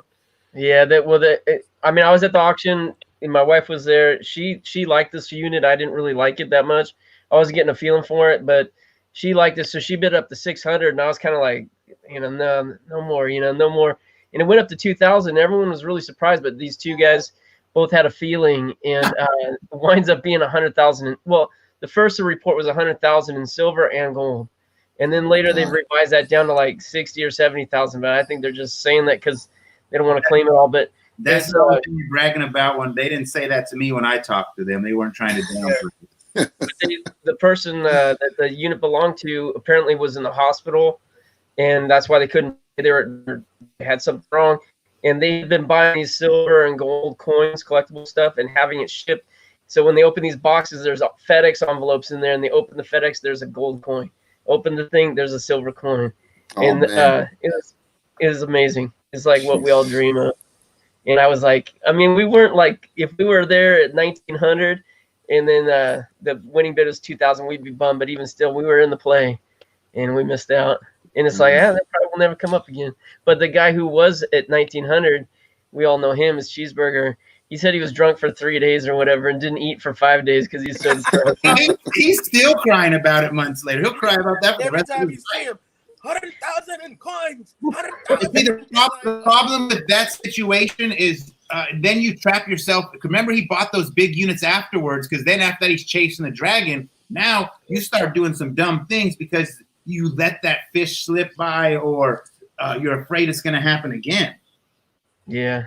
It's like being at the casino. You're trying to chase the money that you lost. It's just never going to. You get into a lot of trouble that way. I don't go to casinos. I do. I do. And I know exactly what you're talking about. I have a hard time putting 20 in a slot machine, but I'll spend 8,000 on a storage unit in a heartbeat. It's an addiction too, man. Yeah. In a heartbeat. It's just how I've always been. Like, oh yeah. So Cleopatra says, show your vices, don't buy high. I don't know about y'all, but I would never say don't buy high because the best units to me are usually going to cost more. Depending on the crowd. It depends on it depends on where you are. Depends on what you think. You know, you do your friends research. Are there, not your friends, or if that one person that likes to charge you up. Yeah. Oh, please. What's the best item you let go way too cheap, Mike? There have been so many items, man. Again, we've all done it. You've sold stuff. You're like, damn, what did I do? Why did I sell at that? You know, and I like you did. Like you held out, hoping that you were going to make more money, and then kind of you didn't. So you can't really look back at those things too much because you'll just drive yourself nuts. Oh yeah. Honestly. I sold a Salvador Dali for $200. He's one of the most prolific artists in entire lifetime of history. Salvador Dali's name is at like the top. I sold one of his pieces for $200 at the flea market. And the people got for it. What they get for it? They never. The guy told me he got $5,000 for it, but I think he's lying through his teeth because he's never been able to look at me since I asked him what he sold that for. He never stops at my booth, and before that, he was like my art guy. You know, he convinced me to sell. He's like, this is nothing, but he knew what that signature was. I learned later that Salvador Dali's signature basically looks like the word Xavier. The way he signs it, it almost looks like Xavier. I will never forget it for the rest of my life now. It was a picture of Jesus hanging in the sky with nails flying everywhere. It was a double-sided watercolor and a special. I don't know. That might have been $1 million I let go of for $200. I don't freaking know. You can't think about. You can't think about it, man. You can't. Dang, I'd have been in the shower crying for a day straight. I'm still crying. This was 10 years ago. Who was it? Do we see him? His name was Robin. He's an older black guy. He looks like Run from Run DMC a little bit. I don't think you've ever met him because we didn't do a lot of selling in Oakland. Wow. But I would have pointed it out to you. In Oakland? Huh? In Oakland? Oh, yeah. It was at the Oakland Flea Market. He got over you. Everyone over there is there for themselves. He got over you. Yeah. I don't think there's one nice soul in Oakland Flea Market. Man, it's crazy. It's a cutthroat auction over there. Like, flea market, super cutthroat. There's still something right in front of you and you won't even notice it. Oh, yeah. That flea market's so intense, though, now. They have an electronic policeman that's in front of the flea market. It's like a robot. Looks like R2-D2. It's the little round one, right? It just sits in front of the flea market, and it's got cameras in all directions, and it's face recognition looking for anybody walking in that flea market. That's crazy. They don't stop no one, though, from selling all their stolen Home Depot tools. Yeah. I don't know. That flea market's market's actually open, by the way. Tang called me yesterday, and she said you could still go there and sell essential goods, food, clothes, cleaning supplies, etc., etc. Wow. Yeah. Serious? Yeah. I'm gonna have to go out there. These radios are essential. These what are? These radios and toys are essential. Keep you busy for the next month. Oh, that's funny. Yeah. Shoot, I guess it's almost 2 hours. I think it's about time to end this live, I'm thinking. Anything you want to say, Mike? Anything you want to tell everybody or ask us or any social medias or YouTubes or anything you want someone to follow? Nah, we're all good, man. We're all good. Said, it's just me, Mike from New York. That's just me. It's just me. I'll definitely come back on and do it again, though. That's for sure. Tight. And man, just get together one time. Come out here. I would like that. I've told these guys a few times, even if it's by myself, I'll want to go out to New York because I also got a couple of the people I'm trying to meet up with over there. But New York is someplace I've never really been. Like, I don't think I've ever been to New York for any reason. It'll be a wild time, that's for sure. It's gonna be cheap after this. It will be cheap after this. Actually, like you were saying, though, I don't know when these auctions are going to go back to normal. How long are they going to keep this eviction thing going? You don't know. I don't know. I don't know what they're going to do. All I do know is all you guys in the chat and all you guys in this room, you guys be ready better be ready to eat as soon as this is over because there's going to be a lot of food for us. Where? That's for sure. Like at the Everywhere. restaurant? Yeah, I'm talking about everywhere with the lockers. We're gonna, Oh, I'm telling okay. you, and we're all gonna be like little squirrels, and we're gonna be. It's gonna be scary though, because like I said, how do you know that we're gonna have the same customers left after this who are gonna want to buy the low end goods? eBay's there. eBay's been there, and I think honestly, like you said, it's all going electronic anyway. So hey, maybe it's time to learn new ways to sell. Yeah. I still think you should start a YouTube, Mike. I think it's not too time consuming. It is, but I think you already have a knack for the camera, so you would be able to be yourself, which is the most important thing. I think that it'd be interesting if you started one. I will think about it. You got a bunch of footage already. You said on that lost GoPro. Yeah. Maybe I'll send that out to you. You could use that. Put it out.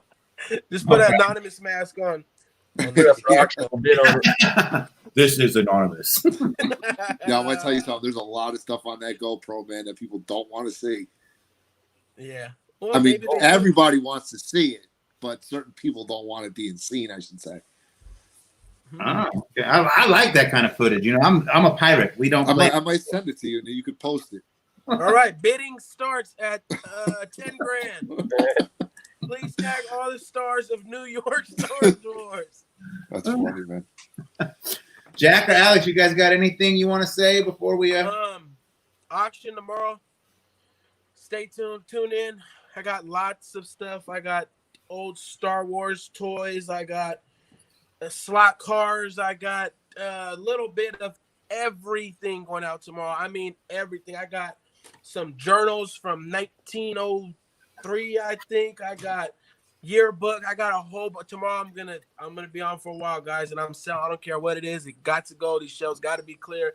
So if you want to get a screaming deal, tune in tomorrow, Friday night, 6 p.m. That's one of the things we've been lucky with, Mike, is having YouTube channels. Is it's kind of the new craze is having live auctions with the stuff we find, and you just go live and you sell it. Jack has one too on Monday. Jack probably got the hottest auction out of all of us on YouTube right now. Oh yeah, Jack is the man. He is the auction king. Yeah, ours are Mondays. Usually Mondays. Sometimes we do a second one during the week too, but they're going really good. I mean, we're thankful. We're kind of blessed that we had the auctions to get us through this because they're now our main income source because we can't do flea markets. eBay's is still good, but the auctions have really provided for us. It's been good. Thrifting Goomba. You're definitely from New York, huh? Mike, they want you to put a comment in the section so they can subscribe to you in case you put out a video. Listen. I don't know how to. And he said, listen here, Mike. He had a bad experience with these camera things. And you made him talk about it for the last 2 hours. Now he got to sit on the couch and just deal with it. I'll put it this way. I'll come back on and we'll put it out there next time. That's for sure. All right, that's fine. You know, Alex, you know how I am. I have a way with trying to get what I want, you know? Like, see, sneak preview, look. Slot cars. Oh, look at those. A whole box. Nice. Tune in. It's going down. Is that you? Tomorrow. Where'd you get all those? Right, resembles you a little bit. Going down tomorrow. I think I found these in a locker a while back. They've been sitting in my garage. Nice. That little guy is rare, I think. They're all rare. And you know what? Someone's going to get a deal tomorrow, so tune in. I'm going to be able to buy some stuff and resell it. I'll be bidding for eBay stuff. I'm out of stuff for auctions myself right now. I only have eBay items. I don't have much to do an online auction with, but no, honestly, like a lot of the slot cars, like there's little pieces missing or there's like a little tire missing and stuff like that. And it's a screaming deal still if you want to take time to post it on eBay. I don't want to take time to list every single car and every little thing that's flawed on it because you know eBay, someone will call you and be like, you know what? I didn't like the air that came out of that box. I want a refund. So you know what? I'm not going to deal with that this time. I'm just going to, you know what? Let them all go. But honestly, it's like a $300-$400 pile. I think people are trying to bid in the dang chat right now. Oh, wow. They are, huh? I didn't have 15 that going. No, I'm just playing. Tune in tomorrow, Friday. I'm joining them there too. Yeah. Huh? I got my bid in. Oh yeah, I bet you did. Look at Jack. Come on, Jack. I didn't It's see it. Dang, somebody said 100. Cool. Well, no, I can't, guys. No, not today. Tomorrow, tune in. I need the views, and I need you guys there. Please, All right. be there or be square. I'll be there. All right, guys. You're more than welcome to bid, Mike B. If you want, just come with your PayPal. Oh, that's your safe? Found safe? Look at that. Wow. He's got a thumbnail behind him. He's not even in his house. He's in a fortress somewhere hiding. I'm in the basement right now. Bunker. Wow. I'm in the fallout shelter. Oh yeah. That is All right, nice. well, I'm going to go ahead and end this live, guys. We're going to say goodbye. We're going to hit the end button. We're hang out for a second, Mike. Peace out, people. Thanks, everyone.